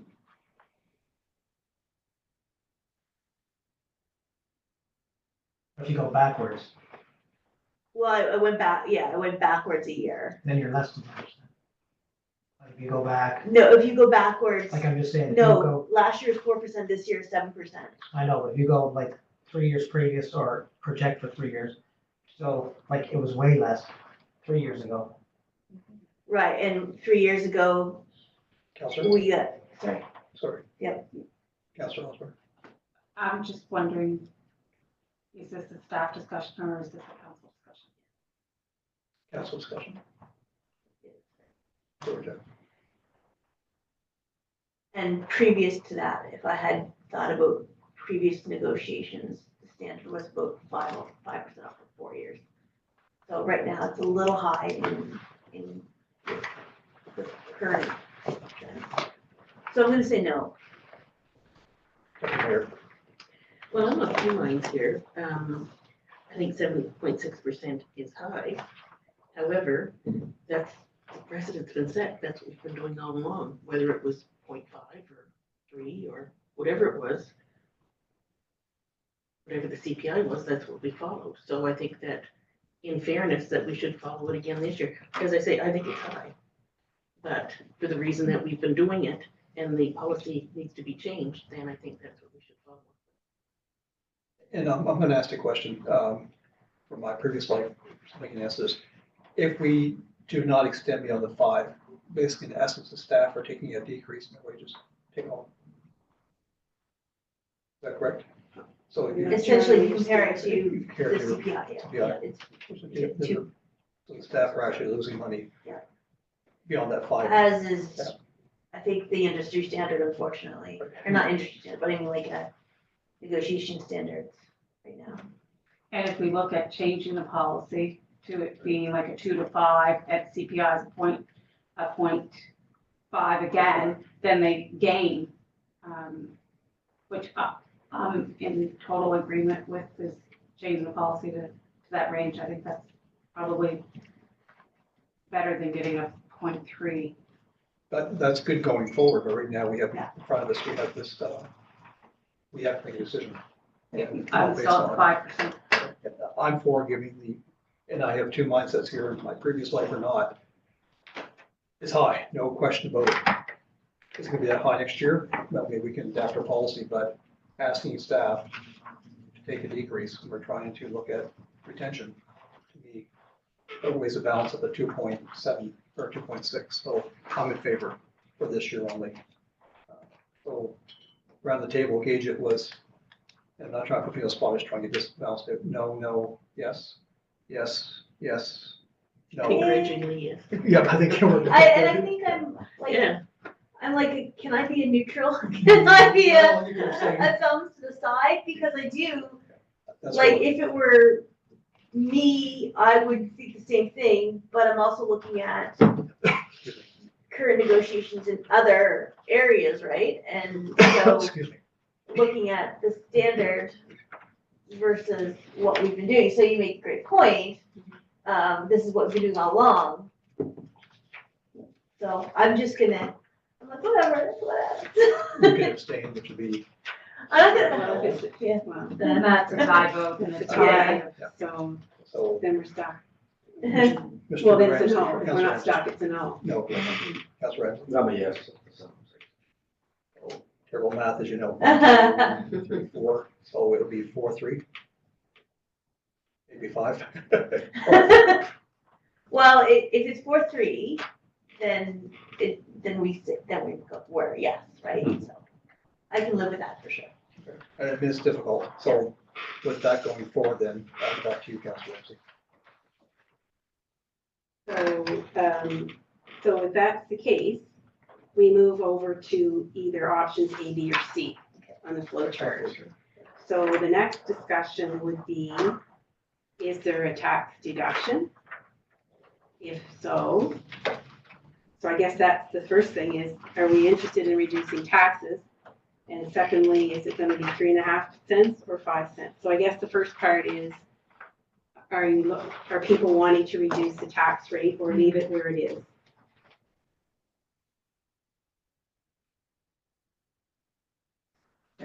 I'll start with Councilor Ramsey this time.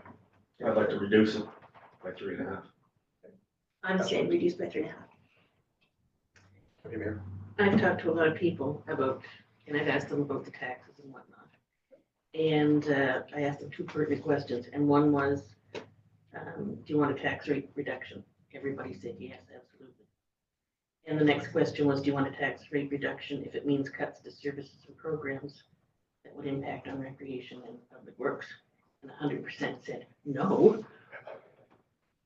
So I would have to say no to the reduction, given what I've learned from residents. And this is a tough one, because I've had some conversations as well, and it's kind of been 50-50. Some want taxes reduced, and some not at the expense of services. For now, I'm gonna say no to a reduction. Councilor Roger. Yeah. I don't know which one. No, just yes or no for now. Oh, okay, then yes. Absolutely. Most definitely, yes. I'm saying. So, that's- You got 1, 2, 3, you're 3 and 3 again, no? Susie, were you? Yeah, I'm all in for this one, yeah. All in for But what? like, yes, the 3 point, the. For a reduction? Yeah. For a reduction. You're for a reduction? Yes. Okay, sorry, so that you, Not for a reduction. so you have a reduction? 5 There's only to 2. two, it's 5 to 2. That takes the next step. So now, we're down to B and C. Great. So, is it a 3.5 cent reduction, or is it a 5 cent reduction?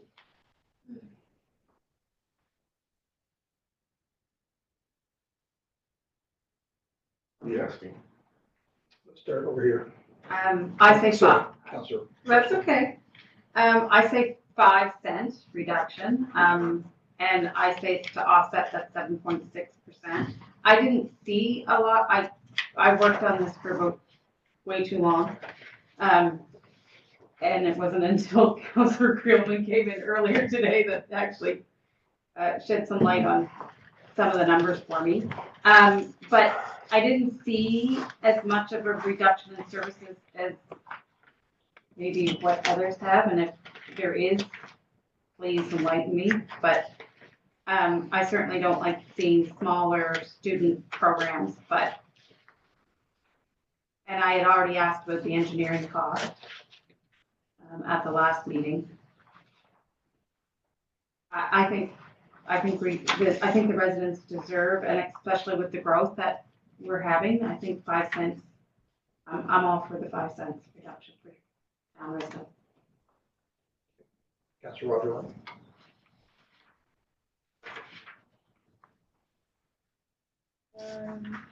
Yeah, I have to say 5 as well. With to what Councillor Osborne said to offset the 7.6. I think we have to. Councilor Bergman. 3.5. Deputy Mayor. 3.5. 3.5. Yeah, 3.5 also. So 5 to 2. Is that correct? Mhm. Okay. So with that.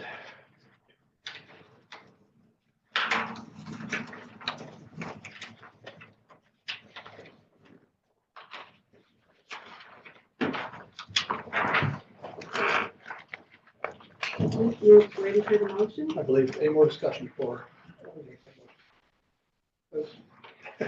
Just we should do everything by flow charts from I now on. know, this was great. This is fantastic. I couldn't pull out the answers. Once I seen this, I'm like, oh, that makes some sense to me. So, yeah, cool. Okay. Councilor Brand, please. Okay, so just to make sure, we're option C, right? Yeah. Okay, so I move that council approves the 2023-2024 general operating budget totaling $2,604,440. And further, that after crediting all probable revenues of the town for 2023-2024, the tax rate for the 2023-2024 fiscal year be set as follows. Residential tax rate, $1.58 per $100 of residential assessment. Commercial tax rate, $3.45 per $100 of commercial assessment. And further, that a fire protection charge be set as follows. 10 cents per $100 of residential and commercial assessment. And further, that a solid waste collection charge be applied to residential bills where applicable as follows. $151.36 per residential unit in town of Stuart. That was moved by Councilor Berman, very eloquent. Seconded by Deputy Mayor Chapman. Discussion on the motion. As we call, all in favor? Aye. Opposed? 5-2. So, thank you, Council. Okay, next.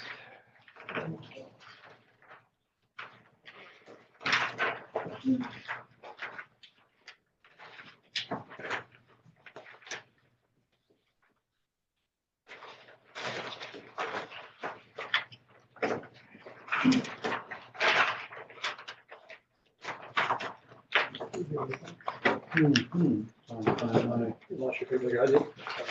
And then 99 pages. I'm lost.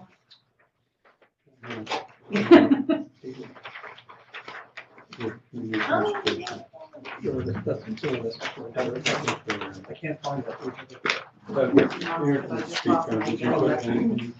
Sorry, yes, we're gonna move to 90, I just couldn't find any paperwork to it, so. Okay. Or did you want me to? It's just a verbal report. Okay, I just can that's why I couldn't pass find it. So Dale and I and George have been in a few meetings with, community transit and discussions with the province for Nova Scotia trip funding application opportunities.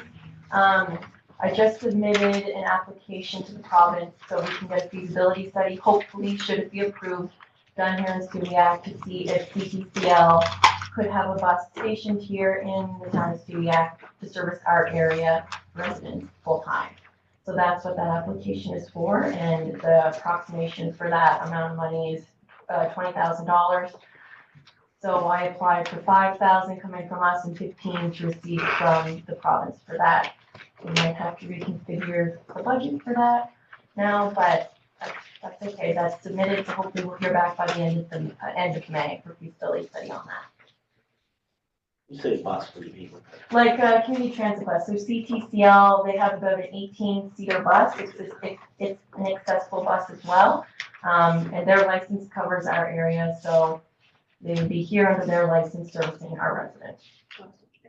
Eric, could you just maybe give a little bit more of the reason for that, like?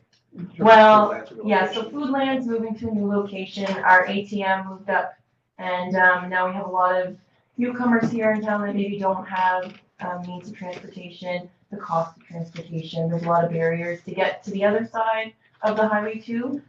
Safety is one, as well we're doing all the traffic studies and whatnot with CDCL, so we're hoping we're making a progressive step forward and trying to solve some of those issues with that.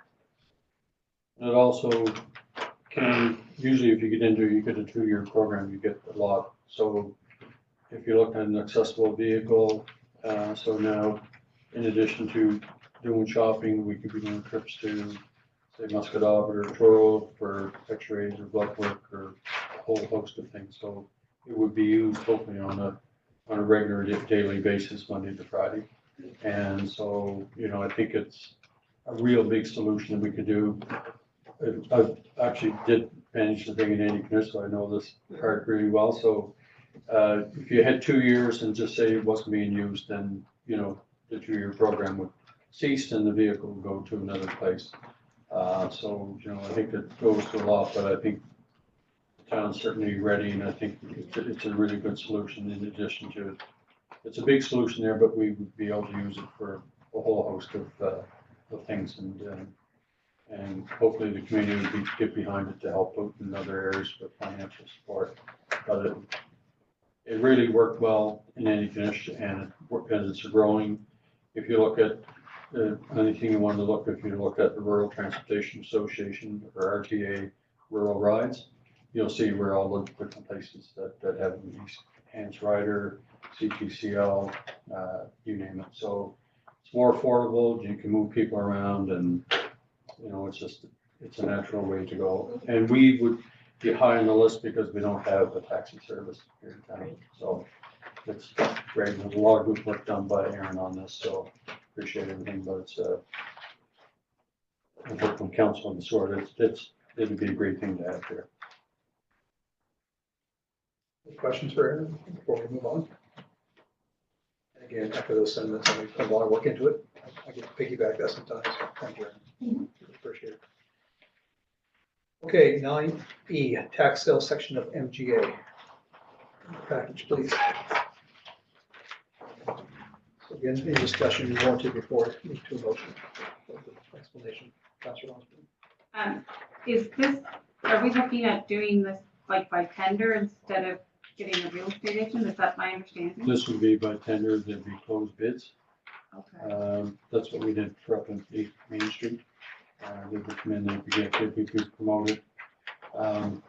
Tax sales are a little different because you actually have to hold the money in trust for 25 years, I believe it is, in case there's some change. But that's the process that would be, we put it out, there'd be sealed bids out for the piece of property. They can go with the realtor, they can get anyone to give like what it would be is an appropriate bid, let the bids come in. And when we had the 8 Main Street, it was a wide range of bids. Sorry, I didn't quite, I'm sorry. I didn't quite follow. So it's not like a tender, like what we do like for paving? No, it's the people would put sealed bids, and when we did the 8 Main Street, we had people that showed up for the opening, Right. and it was given to the highest bid, actually. And do we tend to get more, I guess I'm looking for visibility. Do we tend to get more people than we would with a realtor? Like this is a property that we're looking to sell through tax sale, right? That's right. Okay. Up in 50 members. Oh, okay, okay. You know that.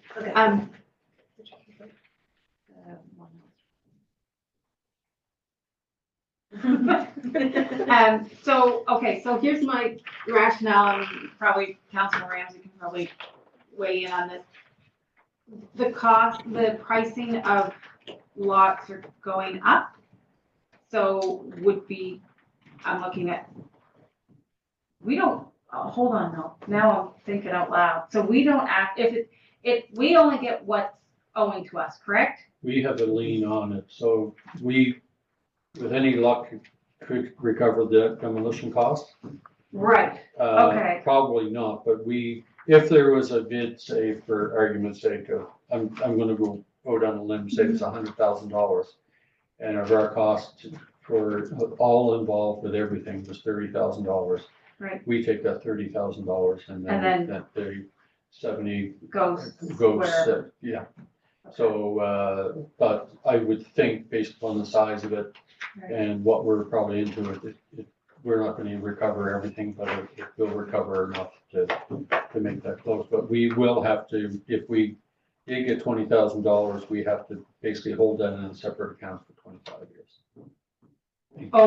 Over what's owed to us, you mean? Or just bank there in case someone had come in, they always have the right to come in and make a change. No one ever does, but it's just the legislative things on tax sale. Okay. But for this year, it would be, it's not our property. Right. Okay. Is that after what we owe them? Like, do we get what we owe first before we hold or do we have to hold the full amount for 25 years? we have to hold the whole 25 years. We account. So we're not for- gonna recoup our costs until 25 years? Exactly. We have the first lien. We have the first one, yeah.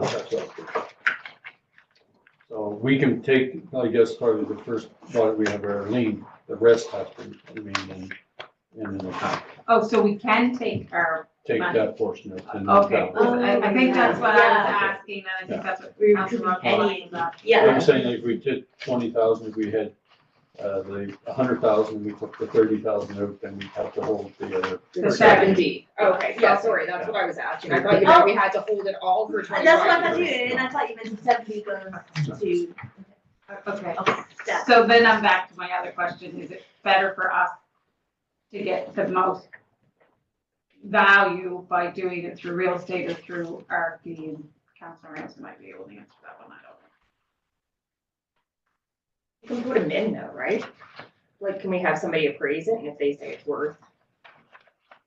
Yeah, that's exactly what it's worth, but I think you might be right.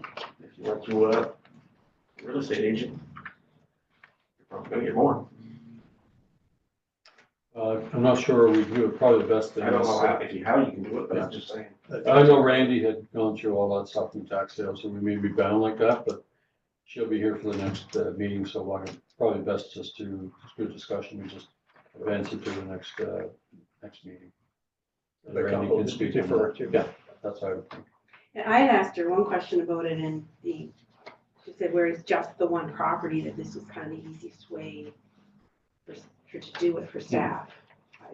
I'm assuming she would expect to get the same amount of money however you did it, or she would. Yeah, I've had quite a few people call me thinking that I know more than I know.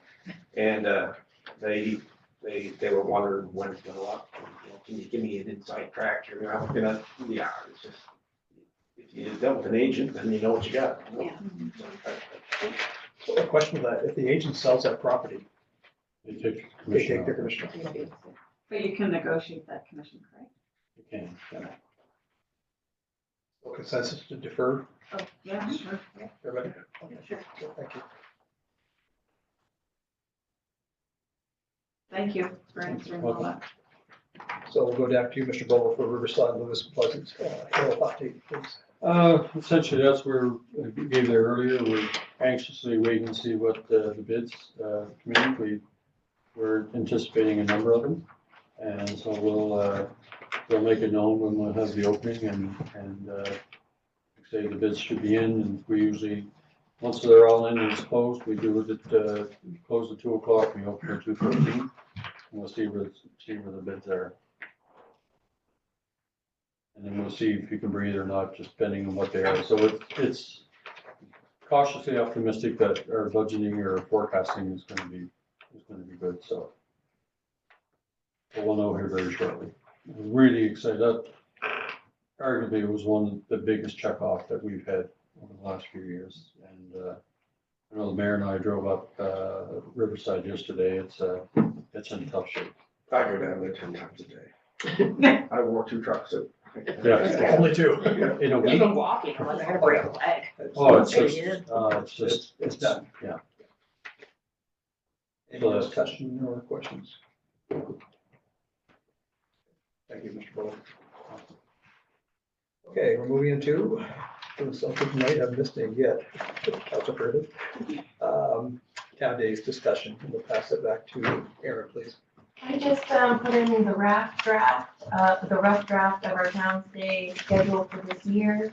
I'm sharing the committee council, so I thought I'd bring it up, just to keep you guys up to date on what activities are specifically being planned.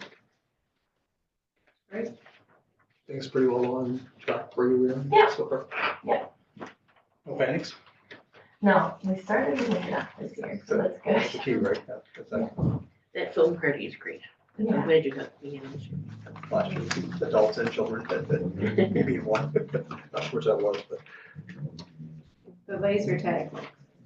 Yeah, that'll be new. The teen focus evening is a new addition, so. I think that'll be a good draw too. Yeah, they'll love that. Oh, it was great. Good work again. Okay. Paige, back to the petition or the correspondence. Application of funds for sustainable service growth funds. I'll go back to you, Mr. Bella, for that, please. What we would be suggesting is that we had the plans on the Riverside project that we were going to do the concrete sidewalk. So we had a budget of $300,000 to put an accessible, it would be part of all of our walkability accessible, to put the sidewalk from down at corner Joffrey and Riverside, straight up full to up by the highway. So we could take this money for here, which is basically say $270,000, and we'd only have to take $30,000 out of reserves to make this work. So it was the biggest surprise that I've had when I opened up the email, and here it was, and it was just like immediately went to Randy and then to Aaron, and then it's like, did you apply for this? And we didn't, so it was a pleasant surprise there, and it's a perfect, there was no application. You have to apply after the fact. Well, you have to do it for certain projects, but I mean, the ideal thing for us here is to respectfully ask that we apply that to that particular project. That would give us a really first-class sidewalk for a fraction of the cost we expected. So that is an eligible project? Yes, Oh, it because it's under accessibility. Exactly. Where was it, sorry, Dale? Pardon? Where were you, sidewalks were? This would be on when we do the Riverside, Pleasant Hill and Lewis. So we had talked about running a sidewalk all the way from the corner down by SF Auto, not taking it from down across down by the river, that piece, but from there right up to really the number 2 highway up past Pentecostal Church right to the end. It's on that side of the highway because we don't have the break with the Canada Post and the pharmacy. And also on this side, we'd have to move poles to the other side. So Jeff has been a great resource on where we would put that in. It would be a first-class street compared to what it is right now. There'd be a lot of walkability, and it fits right in there, and it just fell in our lap. So would that reduce this? Because we have budgeted 340,000 for sidewalks. Yeah, that would fall within that, we would reduce that. We were gonna take that part of reserves and stuff to fund that, but that would be part of that budget there. So that parking space on Riverside. Yeah, that'll be a bit of an issue, but I think we can probably look at some type of controlled parking, and then there'd be additional parking probably. We own the property where the vehicles parked by the doctor's offices. We have an acre of property there. So, but the sidewalk would go where the people park now? Yeah. Okay. There was people like I remember Anna when she was there. People throw get other cars and they throw their garbage there. It's not really a parking lot. So. Yeah, we had talked about it, remember one other time about making it parallel parking instead of the, whatever this is. Bear with me a minute, folks. Please. Yeah, I got that. I cannot find the motion here. Not finding anything down here. There's so much. Yeah, but that's the right one? Okay. Are we good to go forward with that motion, Councilman? Having said that, can we have a motion for number 9H? I so move that council approves the application of the funds from Sustainable Services Growth Fund to the Riverside Sidewalk Capital Project as presented. Move to Deputy Mayor Chapman, the seconder, please. Second to Councilor Osborne. Discussion on the motion, please. Question you can call, all in favor? Aye. Opposed? So moved. Thank you, Council. Okay. Now we're moving into, and we have some paperwork from us. Just want to just pause for a second. Aaron, There's a report from Ben in here. I didn't touch. It's just within my part of? report, yeah. I missed that. Thank you. So we'll go on to nine, HR. HR committee report. We have a breakdown that Councillor Perlman and I believe Deputy Mayor Shannon kind of all met and worked together on, but paperwork.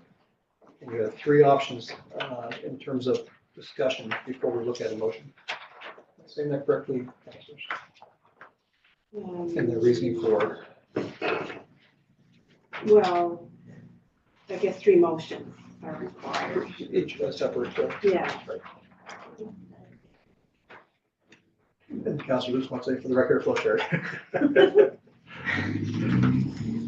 So I'll open the floor up to Councillor Perlman. We met as we had, I just gave a little bit of history of how the HR committee evolved. And that we certainly were willing to continue on with the departure of our CAO. And so staff did go out to get some recruiter quotes, and they are attached. And they are the same three companies that bid on the project last time. And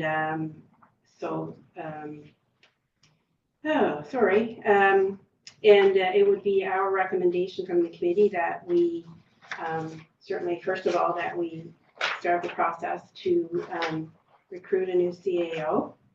And secondly, that the HR committee is willing to lead the way on the project. And thirdly, that it would be our recommendation that we hire Patrick Hartling of SPL Human Capital Resources, who we worked with the last time. And so he has some pre-existing knowledge before he would come in, and he was also the lowest bid as well. Questions I can answer, or the rest of the committee can answer? I'll give a lot of credit to both Deputy Mayor Chapman and Councillor Perlman working on this, and I was part of this site coming in, not being that last process. I know Susan and Councillor Perlman, you time the weekend, really appreciate it, as is Deputy Mayor. Open the floor up for discussion on this, because there's going to be three separate motions as we move forward with this. On that discussion and a motion each time, please. Councillor Osborne. I have a few questions actually, just because I wasn't here for the 27 process.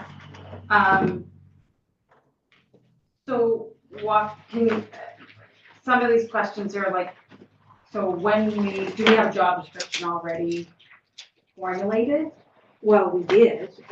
We went through the process before, and that's what we used when we hired Mr. Vogel. And so those records are still, we still have them. He worked with us to help and met with staff, and we tweaked the job description from the previous CAO. He also did all the, the advertising and was the lead on a lot of that stuff with us. So are we able to see the job description, or is that, or are all the decisions just made by the committee, or are they? We reported to council at every meeting, and anything that needed an approval, it was approved by council, so I would assume we would do the same. One of the things that I was really impressed with was that in a small town, there's going to be people that apply that are, if they may be related, they might be your next door neighbor, whatever. Patrick went through and he scored them on the same criteria. Didn't matter what their name was or what their address was. So we got the best candidates. Would be rated as the top. I think we interviewed 5 at one point, and it was all based on the same criteria, right, which sort of took it out of our hands, and no one could say, oh, they got interviewed because of whatever. So. And so in that policy, do we have a diversity policy within that? Do we look at diversity when we do our hiring? You did mention the diversity in I believe, it was written with the right terminology of the day. So maybe there wasn't as much emphasis on it as there is now, if I can say that politely. But yeah, Definitely. So That was that'd be another updated. good use of having somebody like him because he's more up to date on the current practices than we are. So then it would be up to, it would, like, so then he would bring that up to date with what's happening now and like the job description or, and those policies and, okay. And so so does council approve the job description or does the committee approve the job description? I would assume that council does. I don't remember exactly, Councillor Osborne, but if that's the will, that's what we do. You bring it forward and Absolutely. 7 heads are better than 3. We're looking at 11 weeks approximately. Yeah, they all took, you know, We're in that I'd be month. thinking we're doing pretty good if we were done in Oh, 11 11 weeks. No idea. I noticed, and I can read them totally, sorry, read them. No, yeah, I'm done. One of the ones that again, I didn't read them all so really, so I apologize, but one actually kind of guaranteed the hire that if they left, didn't work out, then there would be another recruitment process at no cost with the town. Does So if- Mr. if- Healy Yes, offer that? if that's the one you're looking at, that is what happened actually, in real life. He came back and we did another meeting. Okay, Yeah. and I don't know if it was his or I just happened to notice it on one of them, so I just wondered if that was a standard thing. That that actually really happened. in a life scenario. Yeah, And that was Patrick that did that? yeah. And you're comfortable, you like working with him in the past? And He was very engaged, and it was great. Very for him to engaged. meet with Yeah, the staff all got to, you We know. would have presented, with the Rich, with the Pedro, like, that we wanted to see. Yeah, I we took wanted him to see the over, water treatment Jeff. plant. Yeah, yeah. You know, he was, Yeah. wanted to know all about the town. He's really engaged. Oh, yeah. And does he meet with staff to see, or council to see what we're looking for too? I think he Came did, to council. yeah. Yeah. I remember meeting him. Yeah. Okay. Yeah. With the growing and, you know. Okay. Well, and that's the thing, we gotta take another look at how we do, you know, for all this growth, we've gotta prepare for it. Okay.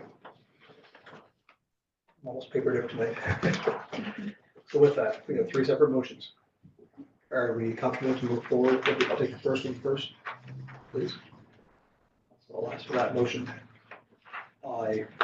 So I would move that council approve the recruitment process for the CAO position as presented. Councillor Quinn, seconder, please. Councillor Ramsey, discussion on the motion. Question. Question has been called. All in favor? Aye. Opposed? So moved. Second motion, please. I would move that council approve the HR committee to lead the recruitment process for the position of CAO as presented. Moved by Councillor Quinlan, seconder, please. Second. Second by Councillor Dukes. Discussion on the motion. Question? Question called. All in favor? Approved. Contrary minded. So moved. Thank you. I know. After a while, right? Like plaster from Councillor Lutz. Third motion, please. And I would move the council approve the hiring of SPL Human Capital Resources as recruiter for the CAO position of the town of Steeac in the amount of $14,900 plus HST as presented. Moved by Councillor Quinlan, seconder, please. I'll second. Second by Councillor Osborne, discussion on the motion. Question? Question has been called. All in favor?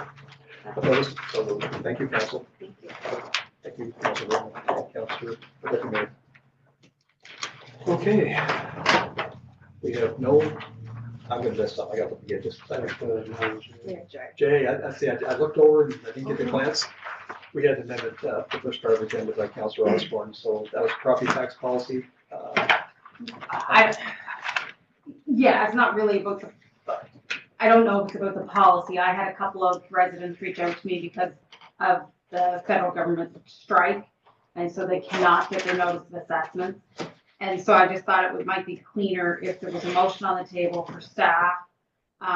If we either extend or forego having the notice of assessment for this tax exemption if they have their, their paper copy that or something showing that they've submitted their income tax, and that they qualify from that. We don't know how long the federal strike's gonna go on. I mean, we could put a date to September, but then what if the strike goes on longer than that?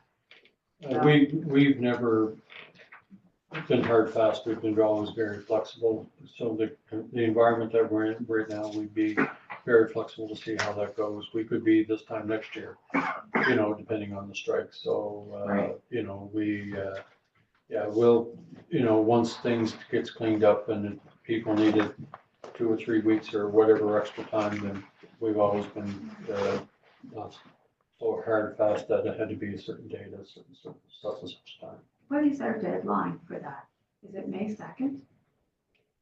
May 2nd is the deadline for, taxes and things that you win, and it's, Which is next week. it's next week, and, it's going to be interesting because, that's 155,000 people that are off the job, so there's going to be a backlash. But I mean, for our policy, is it May 2nd as Yeah. well? I believe it's May 2nd. But we, even in our years since I've been here, Right. if we get into areas that it was there, we've always did the extension was, but hard and fast because of more of a humanitarian type thing. Okay, so if someone comes down May 3rd to file the tax exemption form, we'll still accept it? Is that what you're saying? We'll accept, we'd accept it, but if they come in on the 15th of May and do the same thing, then best thing when someone is in that is to call and get some advice from the town, because we've always been able to work. The unfortunate thing is I don't know who they were speaking to, Okay. but they said that they called. I had actually had 2 different residents. Okay. So I'm not sure who they spoke to, so, because I always direct them to the office first. So that's why I'm raising the issue. So you want me to Just send Come them, to you? send it to me. Okay. So it's per past practice. That's past practice, and then Randy, go back to first week, we'll look after it. Thank you. Good kind of luck. Thank you, Council. Okay, we have no bylaw and policy. And we're now moving into number 11, citizen comments. So, Leah's downstairs. Leah, can you hear me?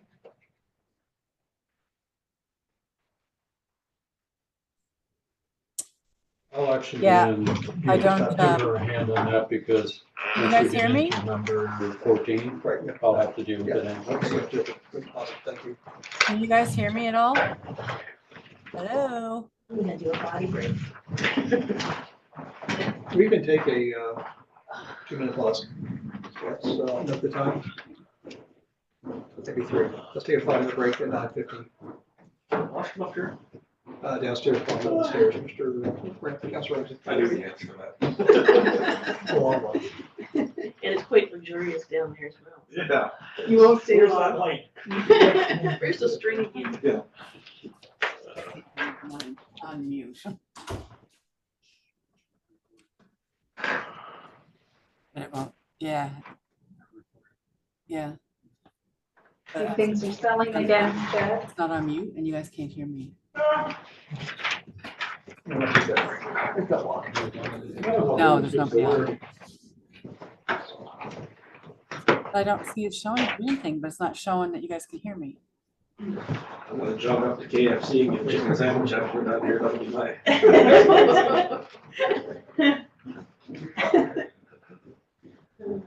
If they're open, but. Yeah. Sometimes they Is it still close. going? Yeah, so Yeah, recording. Yeah. You can hear Yeah.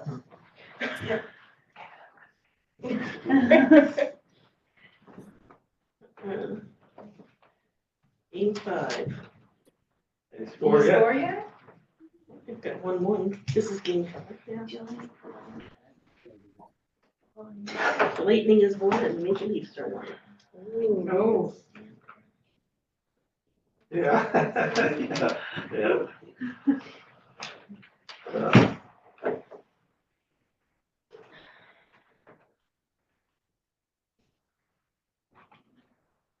What's plays tonight, New York and Winnipeg plays, they could get beat up tonight. What? Surely, Yeah. Heard that. Jeff and Aaron are Leafs fans, are they? Yeah. I don't even watch hockey anymore.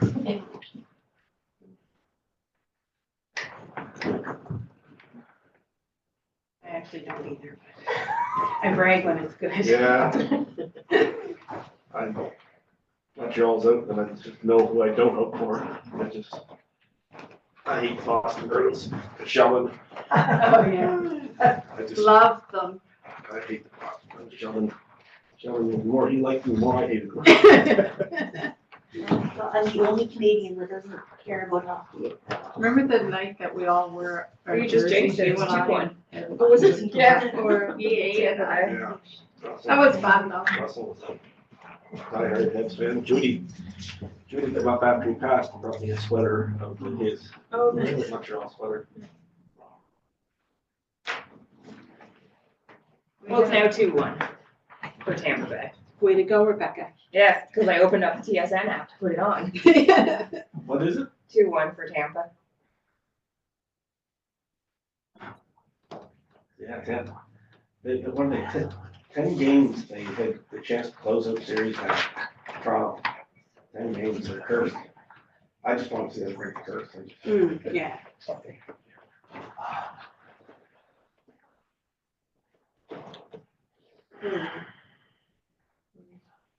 Dale down there? Oh, yeah. Everybody okay to reconvene? Let's start going there. Take your seat. 9:19, reconvene. Mr. Bogle, are you ready on your end, please? But they can't. Can you guys hear me? They can't hear me. Let me go in here. Can you hear us, Mr. Bogle or Leah? There he is. Oh, it's Krista. Can you hear me? It's Krista.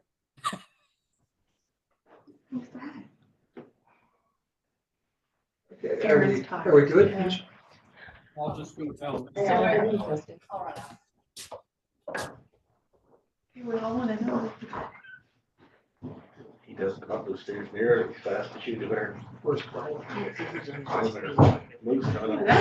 None of our speakers seem to be working, so Oh. we can hear you, just nobody in the gallery.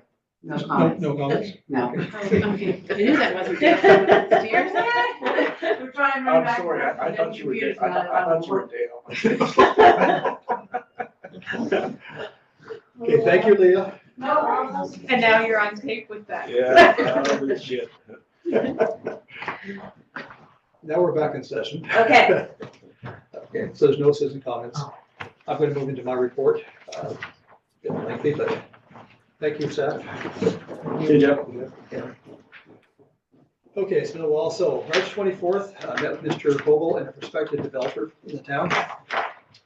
March 27th, my weekly briefing with Mr. Bogle. 28th, the committee building workshop with Jason Hahn, municipal advisor with council.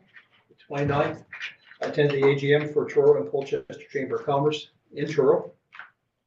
23rd, I received a verbal resignation from Mr. Bogle. I emailed council to inform them of Mr. Bogle's decision. April 3rd, I emailed and then spoke to Jason Hahn, municipal advisor, in regards to pending resignation of Mr. Bogle. Requested relevant information in regards to council approving an interim CEO and some direction on that process. April 3rd in the afternoon, I met with our solicitor, Charles Thompson, in Truro. April 4th, I met Mr. Bogle. Part of that meeting was in terms of his resignation. Forward to April 19th, I chaired the Planning Advisory Committee meeting. April 21st, I met with Mr. Bogle, the SPCA, and two residents concerning ongoing issues in town of Stewiacke with animal dog control. April 21st, HR meeting. April 22nd, I signed a letter from the mayor's office to address information being circulated in regards to employee salary. April 24th, I attended and presented at the Truro and Colchester Chamber of Commerce Mayor's and Chiefs Breakfast, and the experts of that presentation will be on STUIAC's website the next couple of days. 24th in the afternoon, I attended the Rotary Club of Truro flag raising with the two other mayors in the area, Mayor Bill Mills from Truro and Mayor Christine Blair from Colchester County as a invited guest. April 26th, attended an HR meeting here. April 27th, I met today with their solicitor, Charles Thompson in Truro. And I put it on my own Facebook and my mayor's page, but tonight I want to make sure we recognize Aaron and our Public Works Department. When I was away on trip, it was brought to my attention that there was a racial slur painted on town property at the baseball fields. And from my understanding, that was acted upon very quickly, early morning by Aaron and Public Works. I've stated before, and I'm going to state again, how much we are against racism in this town. It's not acceptable anywhere on this planet, and it's not acceptable in the town of Stewiacke. So thank you to Aaron and whoever the members were. I didn't get their names that acted to take that blemish. And finally, I want to take a moment to recognize our CEO, Dale Bogle, who has tendered his resignation to pursue other challenges. Dale, thank you for the hard work and commitment to our town the past 4 years. It's noted and appreciated. When I was first elected, you took the time to ensure a smooth transition ensued, and I appreciate you going above and beyond. It's something you did not have to do, and I note that and appreciate it. So on behalf of staff and council, all the best in your new position and your future endeavors. And again, thank you. That's the end of my report, and I'm going to start with Deputy Mayor Chapman to my left, please. I attended 2 HR meetings. I attended the Mayor's and Chiefs Breakfast, attended the Library Board meeting, Business and Tourism meeting, Committee Building Workshop, and I just want to congratulate Lone Retreat and Coldstream Clear on their recent awards. Thank you, Deputy Mayor. Councilor Hoops. Nothing today. Councilor Ramsey. Nothing tonight. Councilor Osborne. I also attended the Mayor's and Chiefs Breakfast. I have met with about a couple of residents regarding the concerns that I raised earlier tonight, and I met with a couple of residents regarding potential subdivision across from the property. Other than that, nothing. Happy to have you back from your vacation. I hope you're well rested. I loved it, but it sounds like we're going to need it. That's Roger, man. Councilor Cronin. In addition to, I guess, my regular committees, I also attended the Chamber's AGM and also the Mayor and Chiefs Breakfast. And been working with Aaron on the United Way Day of Caring, June 2nd. If you want to put that on your calendar, I'll have some more information probably in our meeting. That's all I have. Thank you, Councilor Cronin. You said May 2nd? June 2nd. Thank you.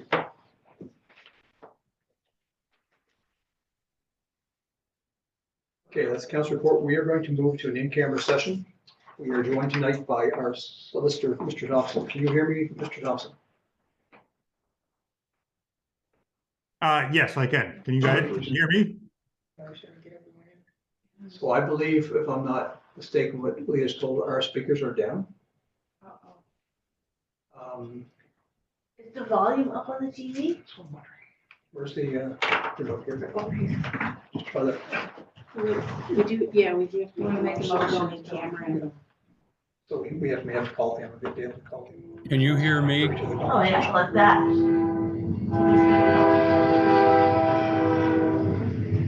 Can you hear us now, Mr. Vogel? I can hear you. Can you hear me? Yeah. We turn the volume up. Councilor Lewis takes credit for this. He's a tech. He's a tech. Mr. Thompson, can you hear us, sir? We'll have to ask anybody that's not, that's in the gallery that need to sign off here now, please. Do the sign off first. In the meantime, we can do the motion to go into camera. Yes. I'll make that motion that we move to in camera at 9:26. 9:26. I have a second, please. I'll second.